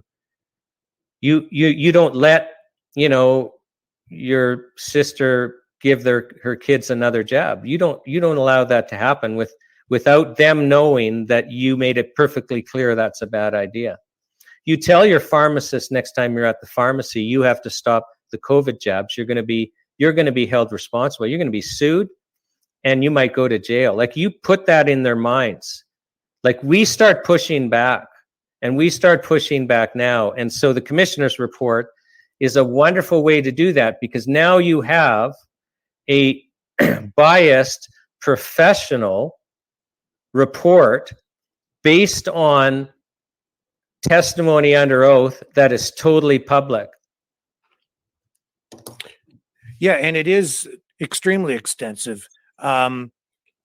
Because it's an inquiry, this is actually, for me, pretty unique, because if this had been a government inquiry or inquest, or a review of what happened, it would go back to the government. The onus would be on government to maybe take some sort of action to implement changes based on recommendations.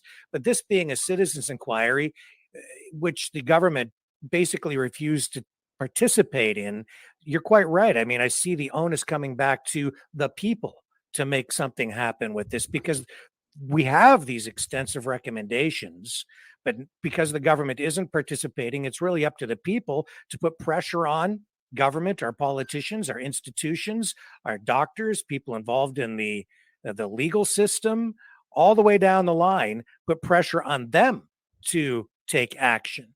So you've already given some recommendations here, but are there other things that people can do to get involved, like get involved in local councils or your school boards, or what else can they do? Okay, well, let's talk about that, because it'll depend on the recommendations. But Rick, can I just say, you just put that in a way I'd never thought of. That is beautiful. Like, I mean, if the government does an inquiry, it goes back to the government to decide what to do with it. And then you said, but this was a citizen one, so it goes back to the citizens. If you don't mind, I'm going to borrow that going forward, because I think that's brilliant. Like, I've never heard it put that way, but I think you're absolutely right. So this inquiry looked into how all levels of government handled COVID, and it also it invariably covered also how, you know, it's critical of private employers.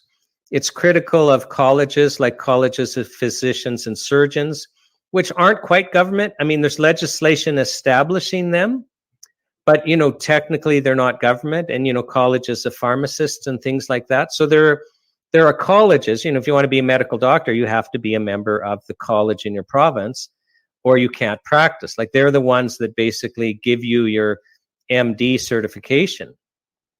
You know, it's so just like I'm a lawyer, I'm a member of a provincial law society. You know, I had to write their exams and prove competence to them, and then they grant me the designation. If I don't renew and keep up with my professional training, I can't practice. Like, so, you know, I have a college. Well, the doctors have a college. So, so depending on what the recommendations are, is depending on what level of government. So, like, you raised municipal, for an example. Well, almost every municipality, just, you know, picking one of the things that happened, required their employees to be vaccinated.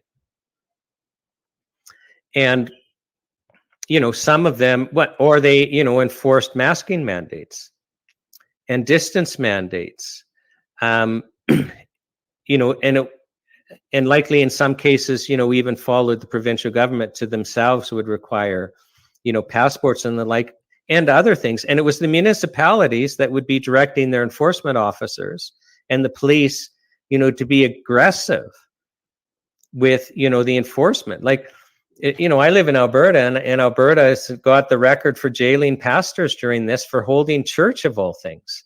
Like, they're morally obligated by their God to hold church, and we're going to put them, like, for whatever reason in Alberta, like, our enforcement, you know, we just went after pastors more. So there are recommendations affecting municipalities, and the NCI will be creating materials to help you put pressure at the municipal level, and we will be creating materials to help you put pressure on the provincial level, and we will be creating materials to help you put pressure on the federal level. So, for example, you know, at the federal level, one of the recommendations is from the commissioners is stop all COVID vaccines now.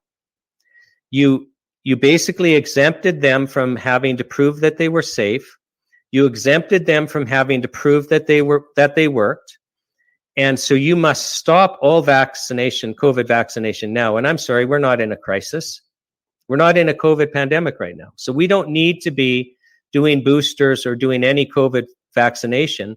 And you put them through the regular process where they have to be proven to be safe and they have to be proven to be effective before you allow any more. And then and only then, and, you know, then and only then can you allow. Well, that's pressure at the federal level, because it's the federal government that is responsible for drug licensing.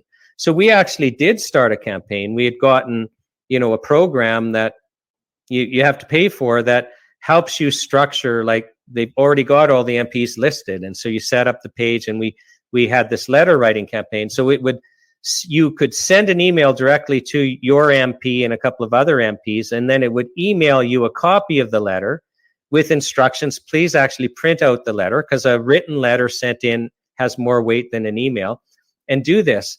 And so we had, you know, roughly 10,000 people do this, like, in a short time span. And then the company basically suspended our right to do, like, they said, you can't use our platform anymore because they didn't like our content. But, you know, we'll just adjust and come up with other campaigns. And so we'll try and equip you to take action, but understand you've got to be figuring out what you do yourself, right? Like, so yes, participate in what we help you do. We definitely want you to do that. But like an afternoon a month, or, you know, a couple hours a week, that's not enough. You have to figure out what your role is. And if you actually understand, you have to find your role and start praying about it and thinking about it, and then just taking whatever actions other people are helping you do, like NCI and other freedom groups, it'll kind of just fall into place. Like you'll be guided as to where you should be. And before long, you will be surprised at the difference you're making, because you don't understand how powerful you are once you start doing what you're supposed to be doing. Like it. So, so the vaccine is one of the things. Like Rick, if we can, just off the top of my head, some things that come to mind actually is unions. And, so that's Which not absolutely failed people. Yeah, no, it's not governmental. It's, per se, except that the provincial governments passed legislation that basically put unionized employees in the situation that, if something happens to them, so in this case, it was unionized employees that were being told by their employer, you must take an experimental treatment in violation of the Nuremberg Code and Canadian criminal law. You must, and where you have no valid consent, you must do this, or you will either lose your job or be suspended without pay. It is now a condition of your employment to take an experimental treatment. Now you're unionized. In most, if not all provinces, you don't have the legal right to go to court against your employer, if you had the financial wherewithal to do that, and if you could find a lawyer willing to act for you, because especially early on, people that were having these types of disputes could not find lawyers willing to take their cases. But you'd be barred by law anyway. If you found a lawyer, the lawyer would say, no, you're unionized. You have to go to your union because the union's empowered to represent you legally. The union has to grieve. But we had union after union after union, and actually, like a friend of mine is coming to mind that this exact scenario happened to him, where his employer said you had to get the experimental treatment, or you're going to be suspended without pay. He goes to his union, and his union won't grieve. His union says, get vaccinated. The union was putting pressure on him to get vaccinated. So he had no legal remedy. And person after person after person, and many witnesses at the NCI testified about this. And so one of the obvious then recommendations that the commissioners came up with was, well, we need to amend these provincial labor laws so that if a union will not take up the grievance, you're not precluded from going to court for a remedy. Now, in retrospect, in the rearview mirror, that seems like common sense. And I'm sure that issue has come up in other aspects before, but not in large enough numbers that it would come to the public notice. Yeah, actually, we do have kind of an unfair situation in our labor laws where if the union doesn't agree with you, you have no remedy. Yep. Okay, well, that's actually a pretty important thing that the commissioners are recommending, and really should not be objectionable to our provincial representatives. And it's actually one that I'm hoping, like once we organize, like Rick, there's over 70 pages of recommendations. So the way the report's structured is, they'll deal with a topic, and then they'll list at the end of that, here's our recommendations on that topic, and then they go on. But they also have them all together. And like just the list, it's over 70 pages long of recommendations. So, I think what we have to do in the new year, we're at the Christmas season and things kind of slow down, and for good reason. But I think in the new year, like using this, union example, we need to have a campaign on that, and then have people through various ways, bring to their provincial representatives' attention, we've got this problem. It creates unfairness when it happens, and let's amend those laws. And I'm actually hopeful that, if people will support and actually do things, because again, the NCI is you. People think the NCI is some big corporation like IBM or something. We're a handful of volunteers, did I say volunteers? Volunteers that have just actually watched God use you to put this together and make it happen, and similarly are just, oh wow, I wonder what the people are going to do, because it's the people that are the NCI. There's no power without you. The government has no power without you. So the government sliding us into a police state, digital currencies, locking us in 15-minute cities, giving our sovereignty, the World Health Organization. So, you know, the next pandemic, we don't even get to decide how we run our public health. That only happens if you make it happen. You are the power. And so I'm actually excited to see what you do going forward. And the union one is a perfect example. Let's move on to courts. I mean, I've already mentioned how, you know, it was hard to find a lawyer that would act with you or for you, and definitely, you know, one that would act with passion for you. But the courts. So we have just had the largest intrusion of government into our, you know, for most of us, into our lives. I mean, if you are a First Nations person, and, you know, prior to the Bill of Rights, where basically you were confined to your reservation, and you would need actually the written permission of the Indian agent to leave your reservation. So, I mean, even if you just wanted to go into town to the feed store, because, you know, to buy feed for your chickens, you had to get the written authorization of the Indian agent to be able to go and do that, until the Bill of Rights came in the late 50s under Diefenbaker. So, but for First Nations people that experienced that apartheid system, and South Africa came to Canada to see how we do it before they designed apartheid. Most people don't know that. But for the rest of us, we just experienced the largest government intrusion into our lives ever. Even, you know, during wartime, it wasn't so bad. And, you know, here we had, you know, this wonderful Charter of Rights and Freedoms that, you know, became part of our Constitution, the supreme law of the land in 1982. And I was expecting court after court to basically stand up and say, you're going too far. And, you know, you show us the evidence. What, you're firing people for masking? You're not letting them get on planes and trains? You show us the evidence that they need to be masked. And you show us the evidence they need to be vaccinated. Because the law was these vaccines did not have to be proven safe, and they did not have to be proven effective. And in fact, you know, this fake drug approval test that they came up with for the vaccines, the word safety is not even mentioned. And the word efficacy is not even mentioned, let alone have to be proven. Like, it's unbelievable. Like, if the people of Canada would just actually read the law, because it's the law. It's the documents are all published on the government websites.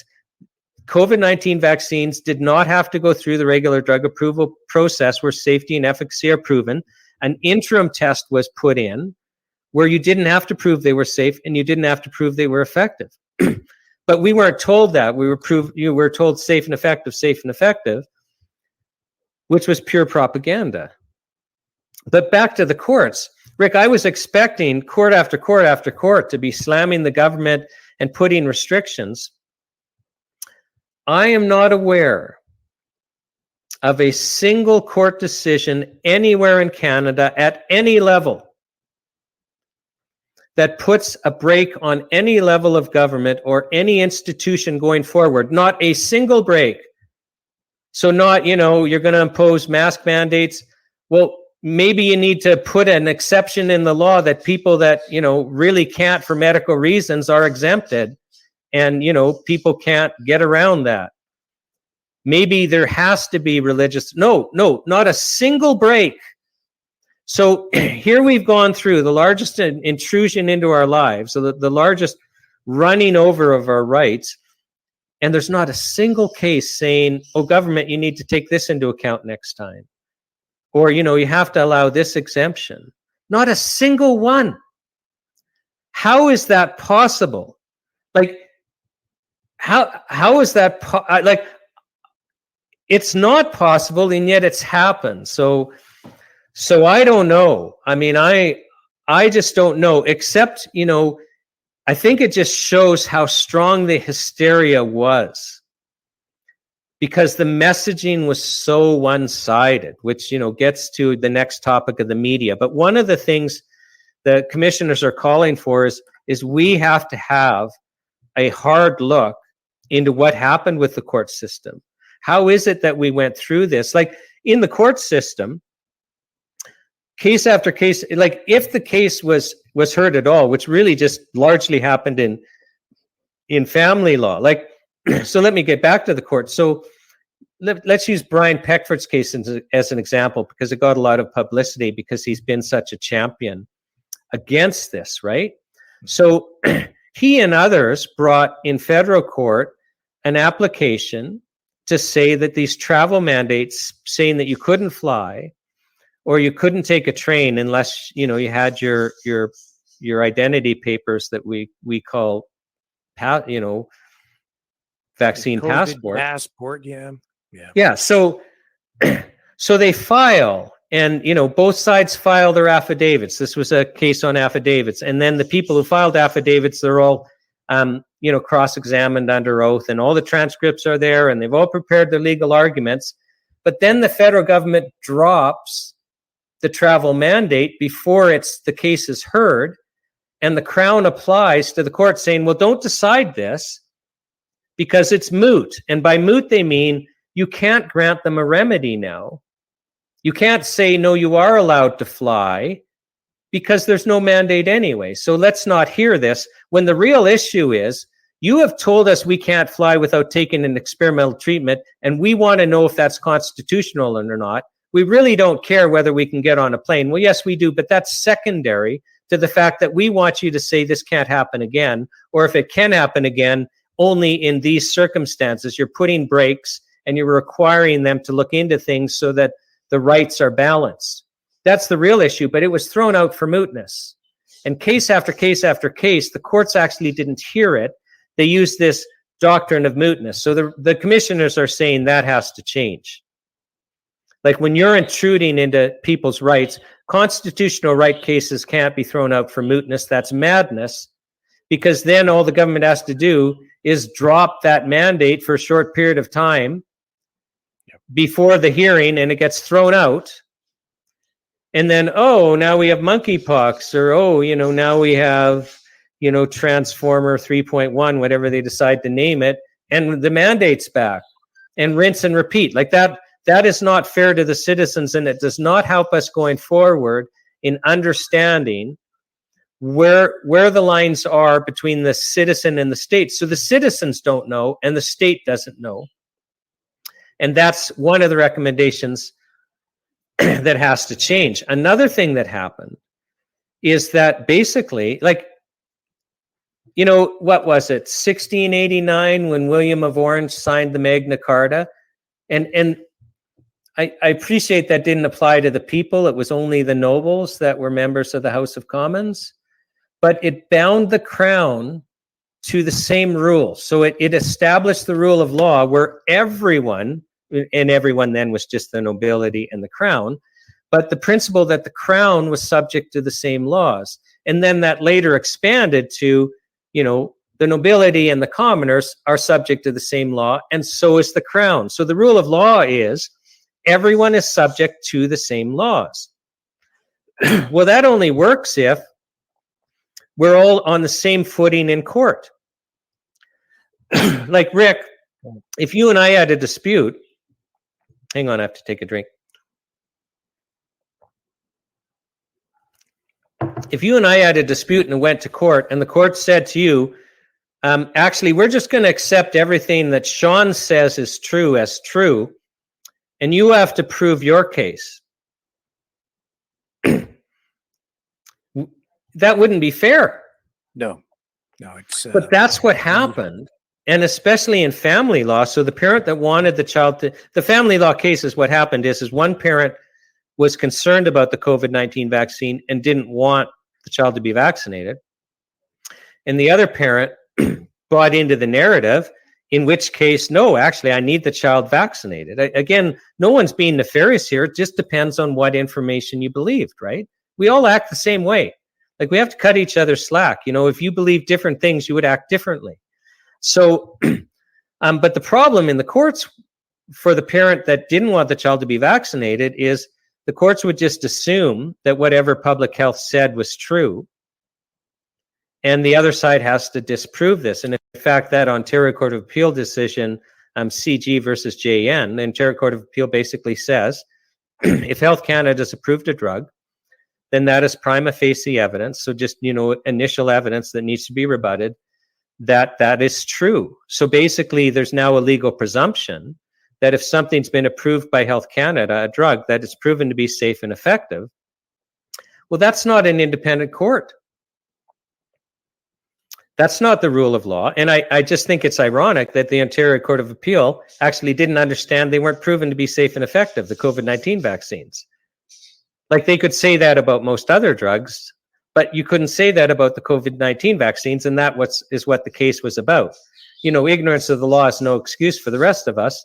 But I'm shocked and alarmed that the Ontario Court of Appeal didn't appreciate that the COVID-19 vaccines weren't proven to be safe and effective.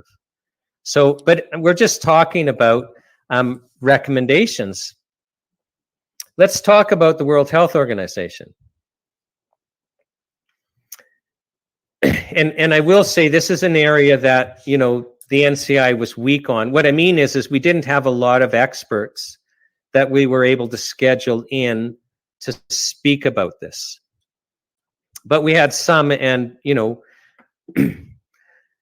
one thing that came out was, and I don't know if your viewers understand, so Canada is part of a process whereby, and no one's calling this a treaty, it's almost like Harry Potter where you can't say the name Voldemort. So we've been engaged in this process that really is a treaty process because it will bind Canada and we'll lose our sovereignty. But we don't call it a treaty process. And what is happened, and we've already passed the deadline, so this is becoming binding on us, unless we just totally withdraw.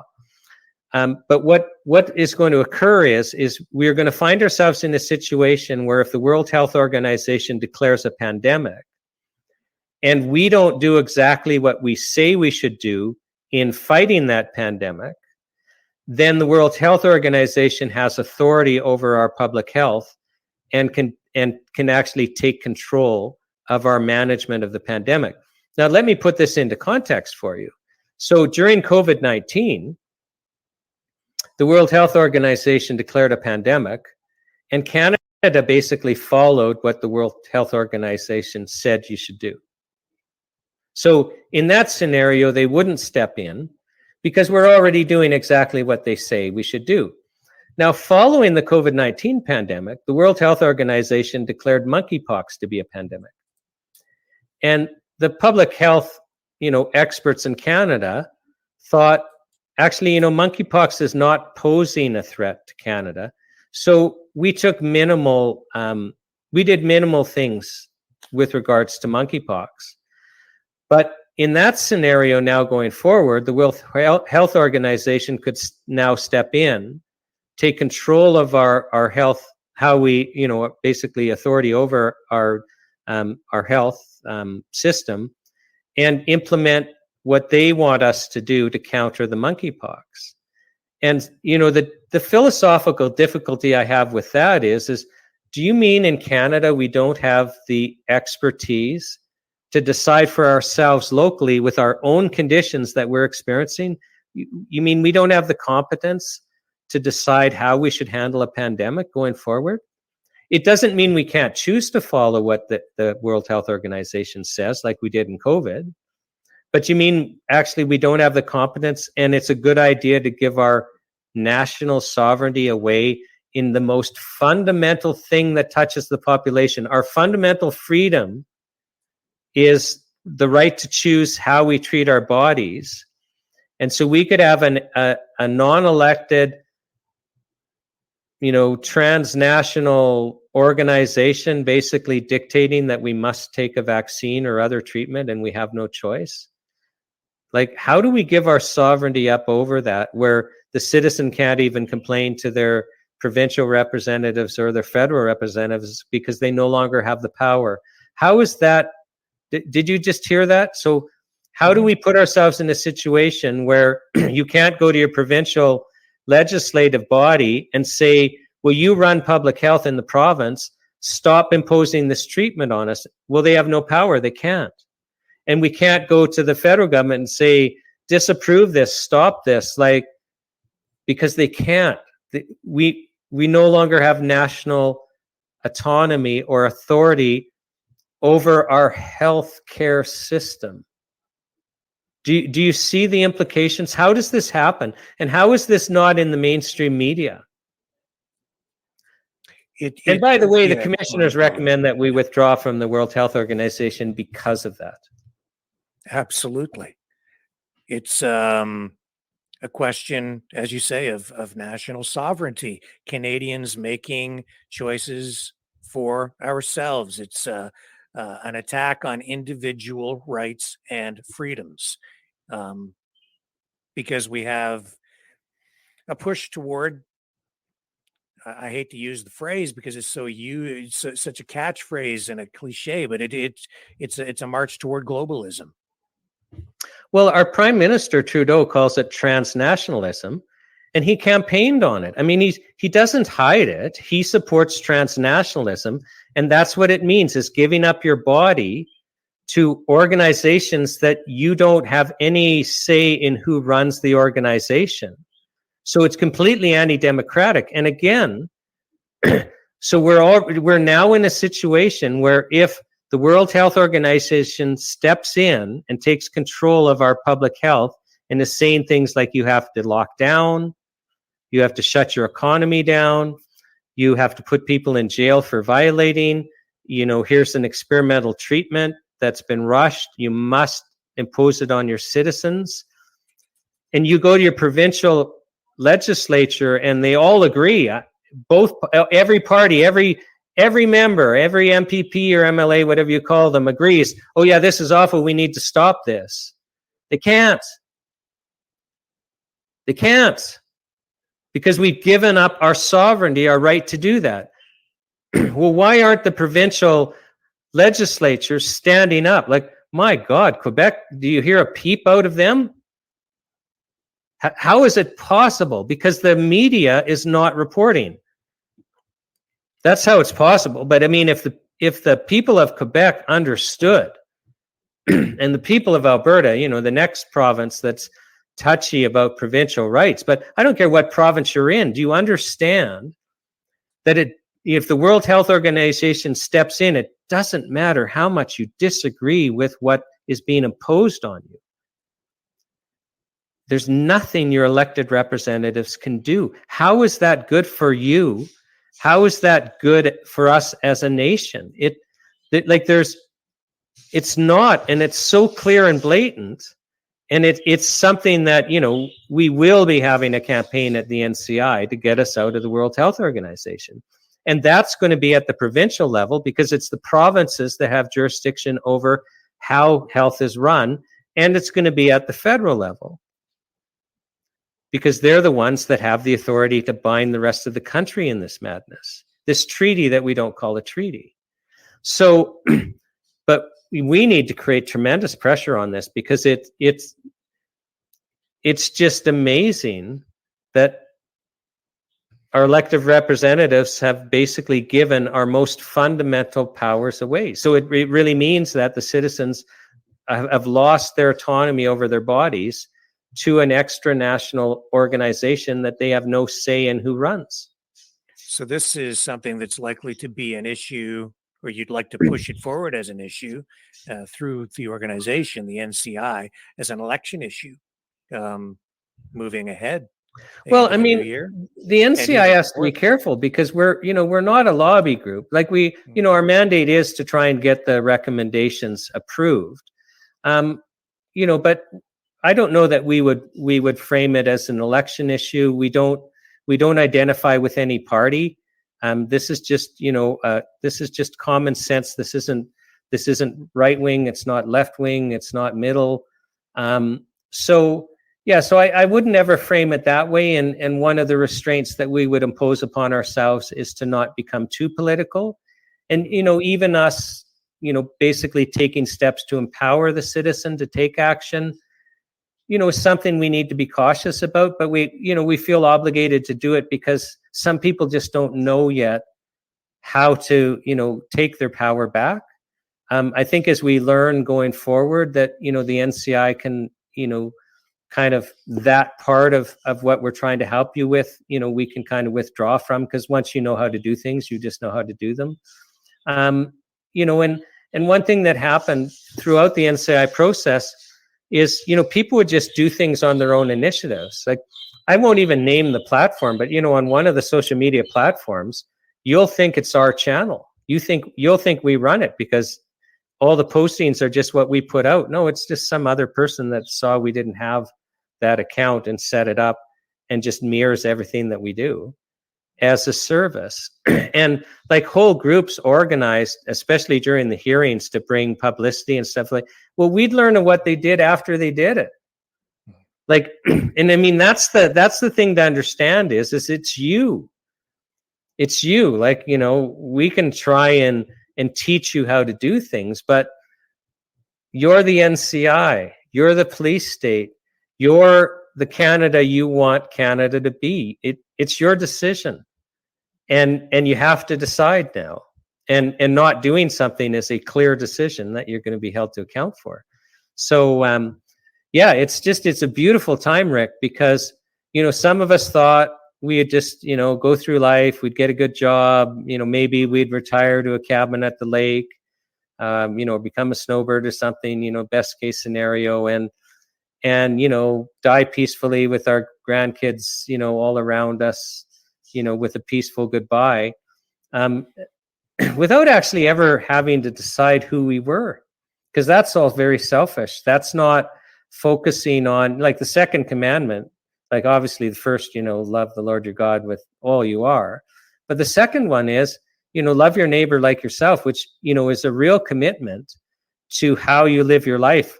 Because it means you're not living your life focused on yourself, but you're actually having a moral obligation to be involved in all levels of government, involved in your school boards, involved in your professional organizations, involved in actually paying attention to how your neighbor's being treated. It means we have a responsibility for each other as a prime responsibility. Well, that's a very different way of living, but now actually it's come into focus that we have a responsibility for our neighbor. We have a responsibility to make sure that our institutions are working for the common good, as opposed to serving another interest. Well, how beautiful that is, because we actually get to choose, and we are better for it. Like, I like to point out to people, and I challenge your audience to, email me and tell me I was wrong with what I'm about to say. But when you were a real little kid, you knew you were here for something really important. You just knew it. You didn't know how the world worked. You're a little kid, but you knew you were here for something important. You just, in your soul, you understood you were here for something important. And then, we started socializing you in school, and you might have gone to university or, trained, and now you're in a job and you're married, and, you have no time. You're taking the kids to soccer practice. You're involved in this, you're involved in that. You're doing all you can to make ends meet. And you remember thinking at those times, now and again, not often, I used to think I was here for something important, but, I guess that was just childish thinking and I was wrong. I know I had those thoughts. Well, no, actually, you were right when you were a kid. You were sent here to do something really, really important. And that's choosing right now who you are. And that's a precious gift. Because you get to do something really, really important. you get this is a turning point in history, and your actions are going to decide which way it turns. That's really important. So congratulations on being right when you were a kid. Great way to put it. Anything you'd like to add, Shawn, as we kind of wrap this thing up? Rick, just to say, you know, and I do this too, you know, like I've got my little websites I go to try and find out, you know, what new stuff is happening. But the alternate news websites, you know, tend to focus on the negative, and, you know, so you can kind of like catch up and, you know, almost feel like the sky's falling. And so really, actually, we need to do that less and less and less, like maybe once or twice a week. Pull yourself out of the negative and understand that actually we had to go through this process. Like I say, I think the next 3 months, we're going to be scared again. But understand that this is all by design, and this is actually to get us to a better place. And so my ending note would just be, you know, understand, yeah, we're not done. And actually, I think it's time to prepare, like have extra food, get gold and silver, the whole thing. Maybe, you know, get into Bitcoin or whatever. I think that we're at that stage where you don't have a whole lot of time yet, just to buy some insurance. I hope I'm wrong. But understand that we're going to end up in a better place, like because you're going to choose right. And we're all going to do that. And we're the majority, and we're coming to understand, like we are the police state, it can only happen if we participate. And because we're even aware of that, we weren't aware of that 3 years ago. We were all caught off guard and we weren't aware. So if you're not even aware that actually you're the one deciding, are we locked down? Are we, you know, having to show identity papers? Are we divided into different classes because the government wants us divided so they have power over us? Well, we weren't even aware we should be asking those questions of ourselves.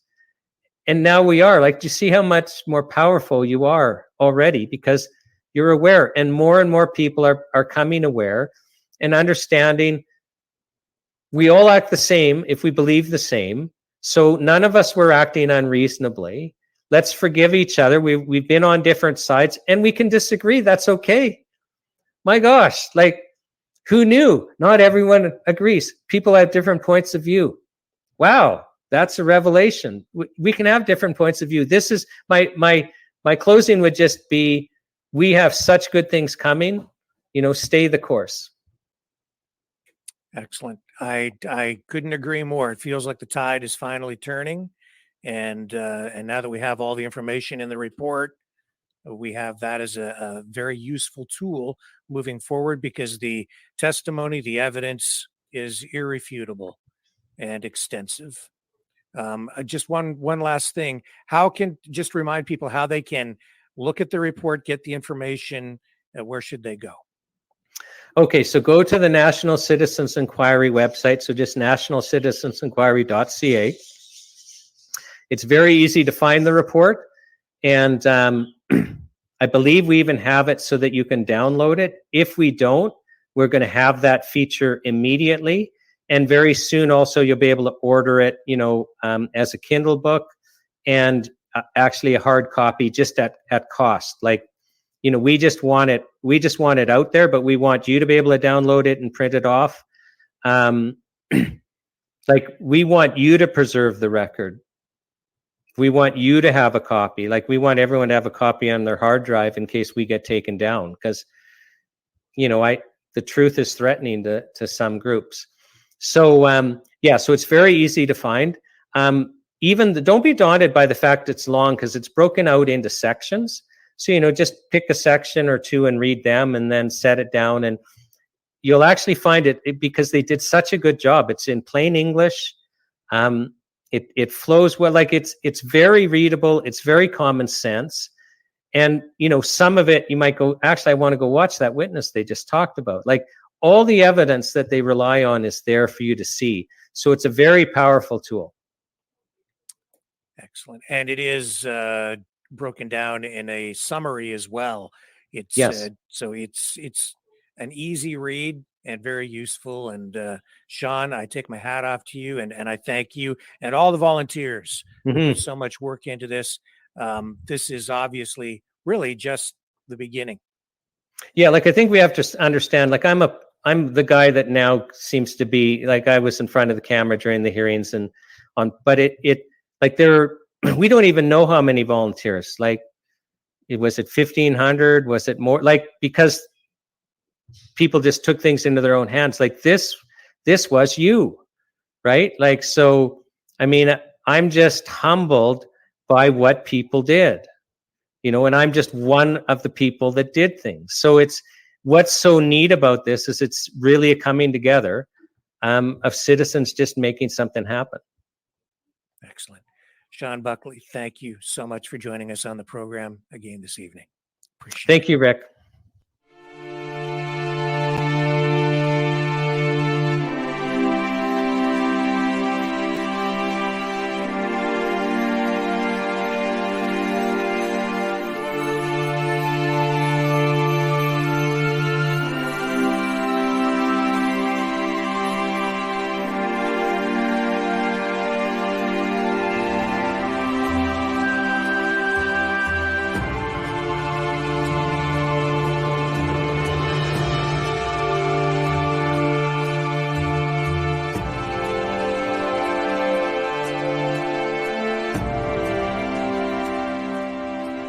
Maverick News. The world is watching.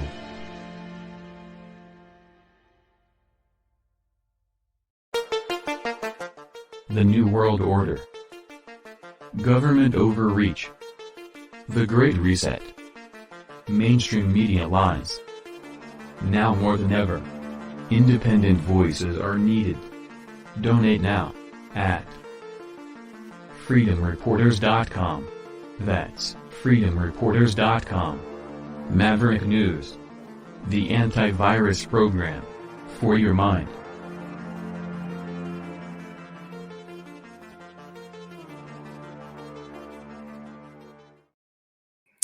And another big thank you to Shawn Buckley and all those volunteers for all the work that they've done.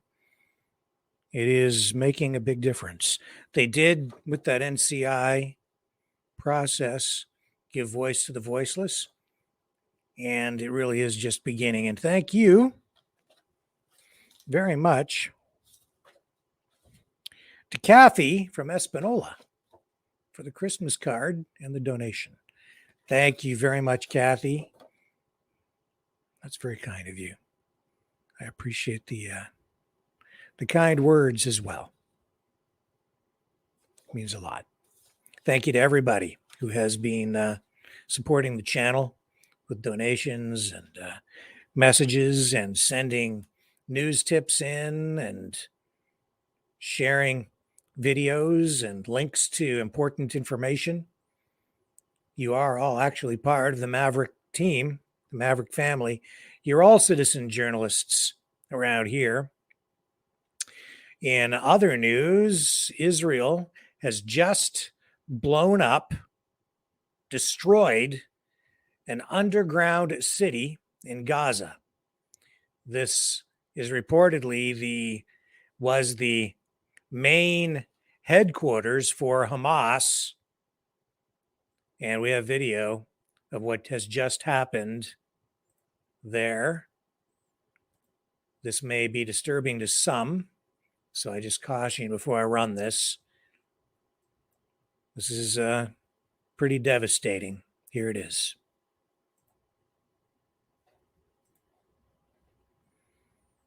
That whole area, that whole section, an underground network of tunnels. Huge. Obliterated.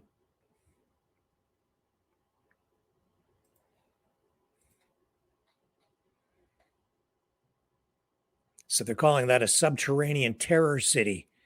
That's the way the Israeli forces are describing it underneath central Gaza city square. They say that is where the plot was started to toward the October 7th attack. The IDF says they found terrorist infrastructure, their words, underneath Palestine Square, with long, lengthy tunnels connecting hiding places, offices, all of it being used by senior Hamas leaders.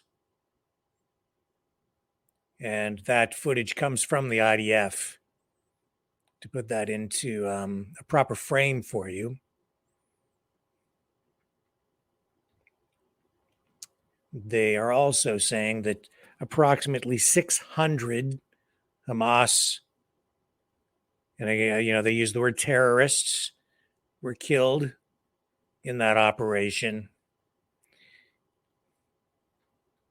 So that's a significant development tonight.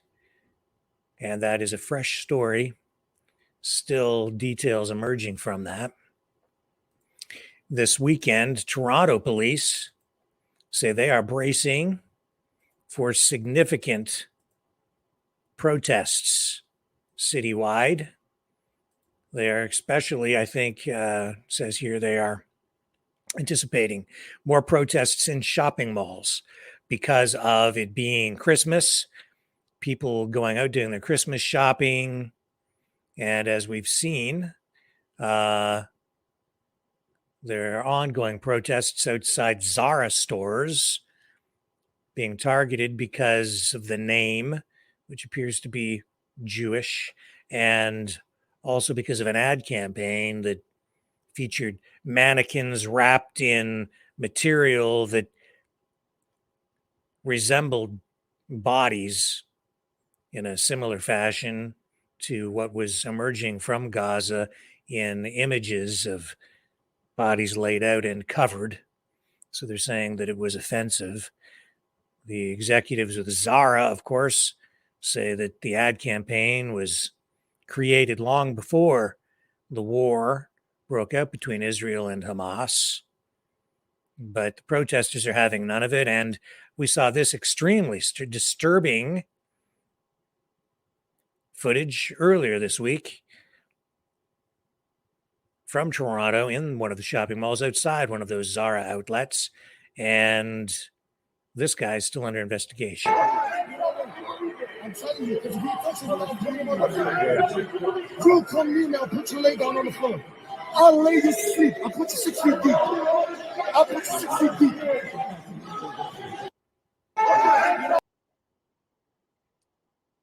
That's a threat. That's a death threat. And we're seeing more of that kind of thing every day. It's not dialing back. Tomorrow, Toronto police making a statement saying that they are expecting, again, big protests in Toronto tomorrow. Toronto is a major city in, major Canadian city. That's a hub for protest activity. And brace yourselves. So if you're out there tomorrow Christmas shopping, just be careful. Stay safe. Justin Trudeau is celebrating Christmas too. In fact, he'll be going to Jamaica next week on a family vacation over the holiday break. He's going to be spending time in Jamaica with his estranged wife, Sophie, and their kids between December 26th and January 4th. That is making headlines largely because of the strange relationship he now has with his wife, ex-wife, estranged wife, Sophie. When they announced that they were splitting up, they did say that they would be, from at times, back together and would be seen in public together as a family. And, they have to, they have kids to raise, like other people with families. Trudeau's also warning that, some people are wondering how much that's going to cost taxpayers. Because everywhere he goes, he needs that security team, especially Trudeau. Not the most popular guy these days. And yet Trudeau is warning that if Donald Trump wins the 2024 U.S. election, it could harm the effort to fight climate change. He made that statement in an interview today. He was making reference to Trump's statements that if he's elected, we'll be drilling for oil and using that oil to fuel the economy again. And as we all know, when Trump was in office, we did reach, or the United States did reach, energy independence because so much oil was being produced on his watch. Now, not so much. And that's not sitting well with Trudeau, and it's not sitting well with, it didn't sit well with Biden, whose Inflation Reduction Act is in full swing. And that is all tied right into that auto industry stuff that I was referring to earlier tonight, which threatens really the health of the economy in the long run if they don't get it right. And it's already not going well. And as for Trump, well, the U.S. Supreme Court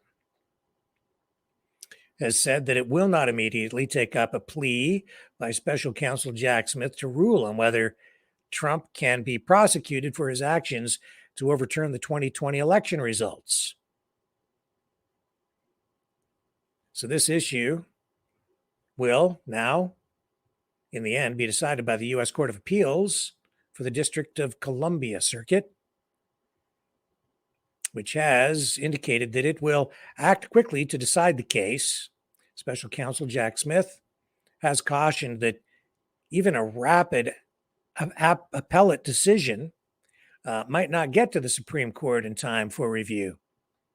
And final word before the court's traditional summer break.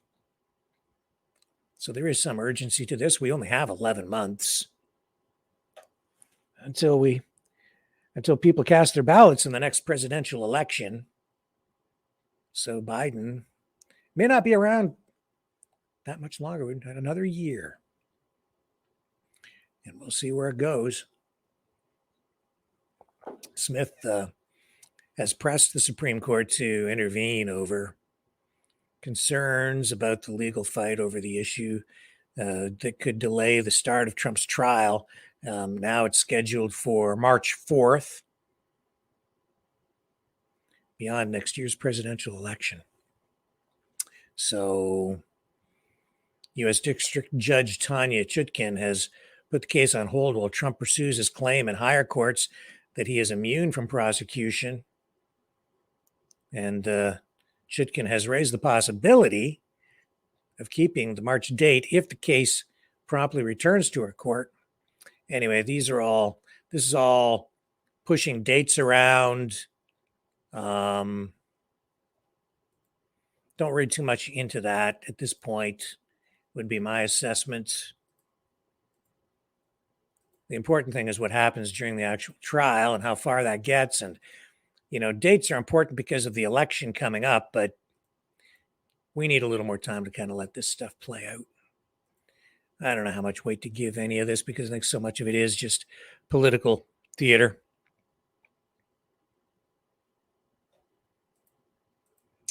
And, the other big thing is, first of all, this ruling out of Colorado that is going to keep Trump off the ballot in the primary.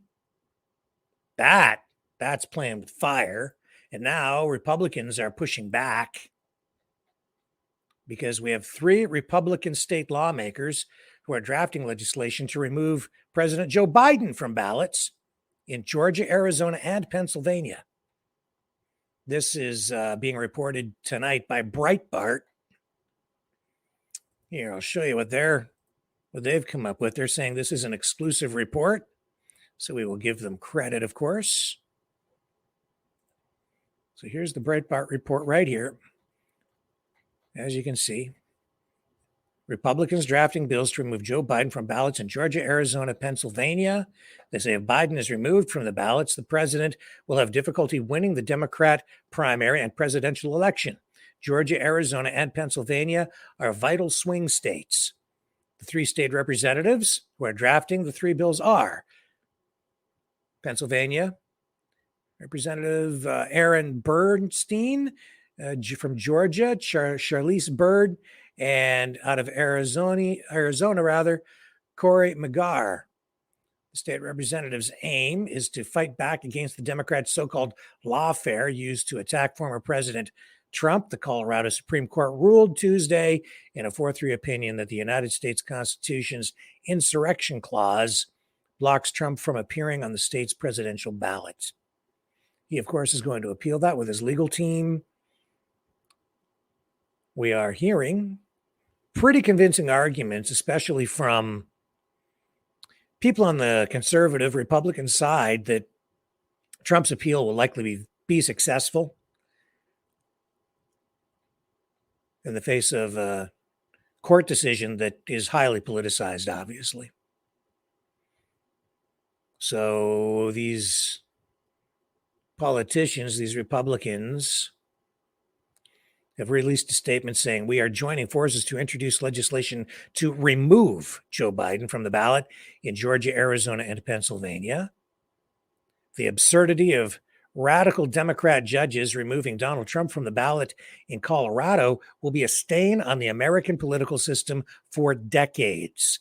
By their very own interpretation of the law, Joe Biden is 100% not eligible to run for political office.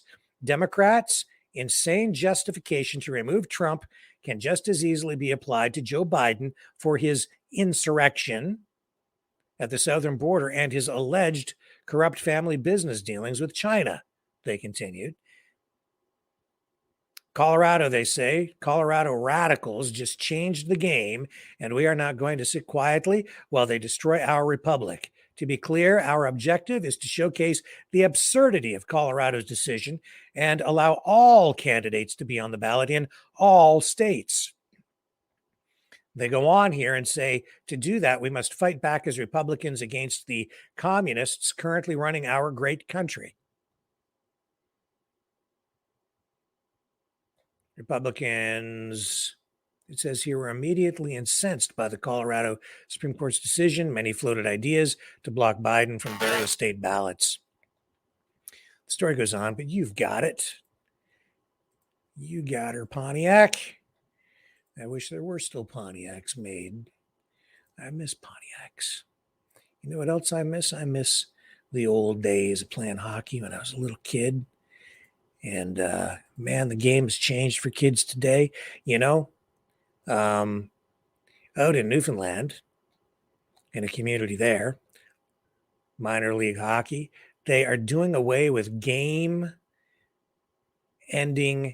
post-game handshakes. You know, that was the thing. Every time you played a game, the end of the game, you'd all come and line up and skate by the other team and, you know, fist bump or shake hands to show good sportsmanship. Well, I guess out in Newfoundland, things get heated after games sometimes. So it's resulted in some fighting. So they're doing away with the post-game handshakes. And soon they're going to be replacing them with pre-game handshakes, just flipping it the other way around. Starting the game with the handshake instead of after. Before tempers flare. I'm not so sure it's going to work, especially if you have two rival teams. And as the old saying goes, what is it? Yeah, I was tuned in to watch the fights in case a hockey game broke out. I shouldn't laugh. It's not, especially in the minor leagues, it's not really funny at all to see that kind of stuff. And this would almost be funny if it wasn't so absurd. But you can't make this stuff up. Here's a tweet tonight from the leader of the Conservative Party of Canada, Pierre Poilievre, who's pointing out the absurd nature of this government program designed to cull deer from parks. And this stuff is ridiculous.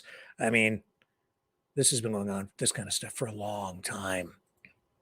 It says here, Parks Canada says 84 deer killed in an $834,000 cull using a helicopter. So they were paying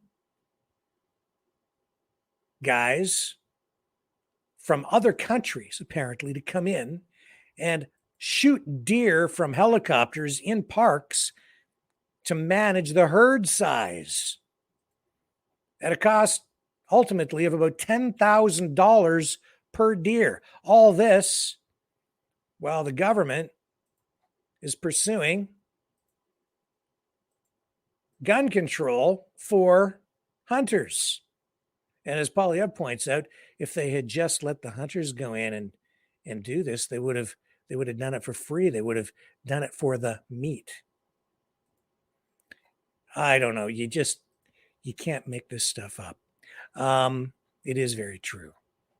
Now, I mean, I also know that if you go into some parks and there are a lot of people around, they don't really want to have this stuff done with just hunters going in because of safety reasons, but largely this kind of thing could be done with hunters.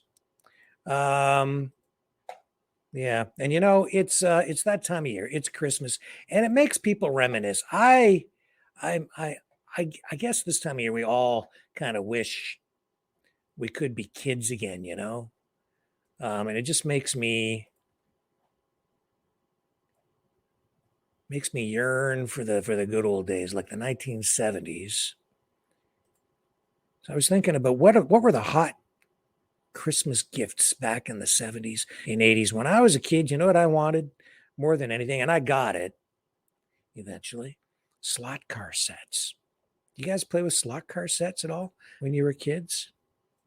I love those. I still have a slot car set around here.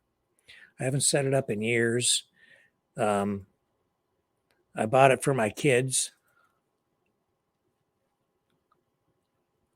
when they were young. Merry Christmas, kids. Slot cars. You really wanted them, didn't you, for Christmas? Oh, man. They wanted video games, but they loved the slot cars. We set up a big track in the basement on, sheets of plywood and stuff. That was years ago. Still have all the track around here in storage, but it reminded me of this Aurora AFX racing. And so I just wanted to run this just to reminisce a little bit. How do you put together a thoroughbred? You build from the ground up with super fat race tires for quickness, light chassis for handling, big motor for big muscle. That's how you come up with thoroughbreds like these. Brand new Aurora factory experimentals. AFX. Cars that take a little getting used to. You've got to get used to the way they accelerate when you hit the trigger, to the way they slow down when you let off. See, AFX cars don't just run around a track. You drive them with your pistol grip power stick. And when you get good enough, you race them.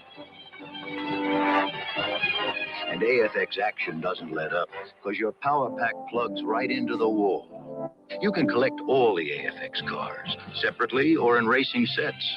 AFX sets come with 2 cars, track, power equipment, from the model motoring division of Aurora. We're for real. Wicked. Oh, those are the days. Yeah, those are the days. And then, video games started to come in and we had like Pong. Yeah, that was something. Come a long way since then. Now we've gone from Pong to AI may take over the world and kill us all.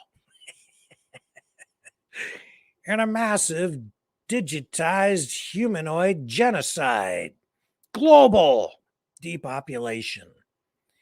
Better get jacked in now so you're as smart as the computerized AI life forms that are being formed by the crazy, insane whack-a-jobs out there.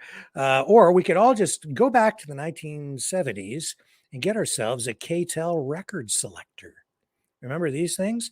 Everybody needed one of these. Are you fed up with constantly searching for the records you want? Are you tired and frustrated from always straightening out your LPs? Now with KTEL Record Selector, this will never happen again. To choose your favorite music, tilt the first record forward. The others follow automatically. Pick your selection when it appears. To choose more LPs, lean the next record forward and wait for your choice. The Record Selector is a new space-age design for selection and storage of records. Fingertip control regulates the speed of Record Selector. To replace the records, tilt the first record forward. Record Selector, with a mind of its own, will automatically stop where the LP was taken from. End awkward selection and storage of LPs with Record Selector. Attractively finished in a gift box. KTEL Record Selector, only $3.99. $3.99. Merry Christmas. Now there's something that's would make a great Christmas gift. And you know, vinyl records are making a comeback. Yeah. They're making a comeback. More popular now than they have been in a long time. Turntables, you can buy them at the Best Buy. And probably, I don't know if you get them at Walmart or you can get them online. There's specialty shops. There's a guy just downtown here who has high-end hi-fi equipment. Yeah. In fact, I've got some big old hi-fi speakers right over there. I just need the amp and all the other stuff to go with it. But boy, those were the days. Makes you yearn for yesteryear. And that's largely what Christmas is all about too. I think sometimes when people think back to those days long gone, we get a little misty, maybe even depressed sometimes, because we miss the things that we had. But you know, that interview tonight with Shawn Buckley, I think he's right on the money, you know. We have to pull ourselves out of the negative, focus on the positive. We've got forward momentum. Things are, you know, potentially looking better, and things may get worse for a while, but we're winning. I think we're winning. The struggle is going to continue, and it will never end. That's just the nature of life.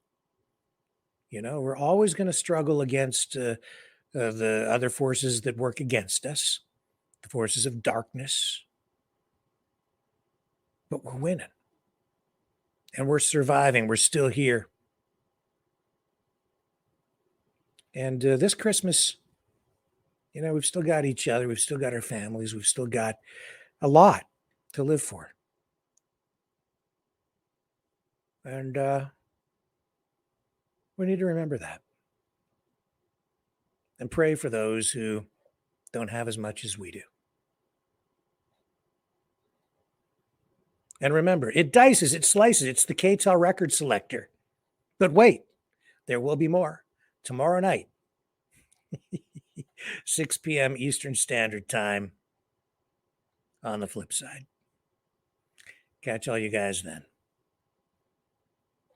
Love y'all. Thank you for spending the night here. See you tomorrow.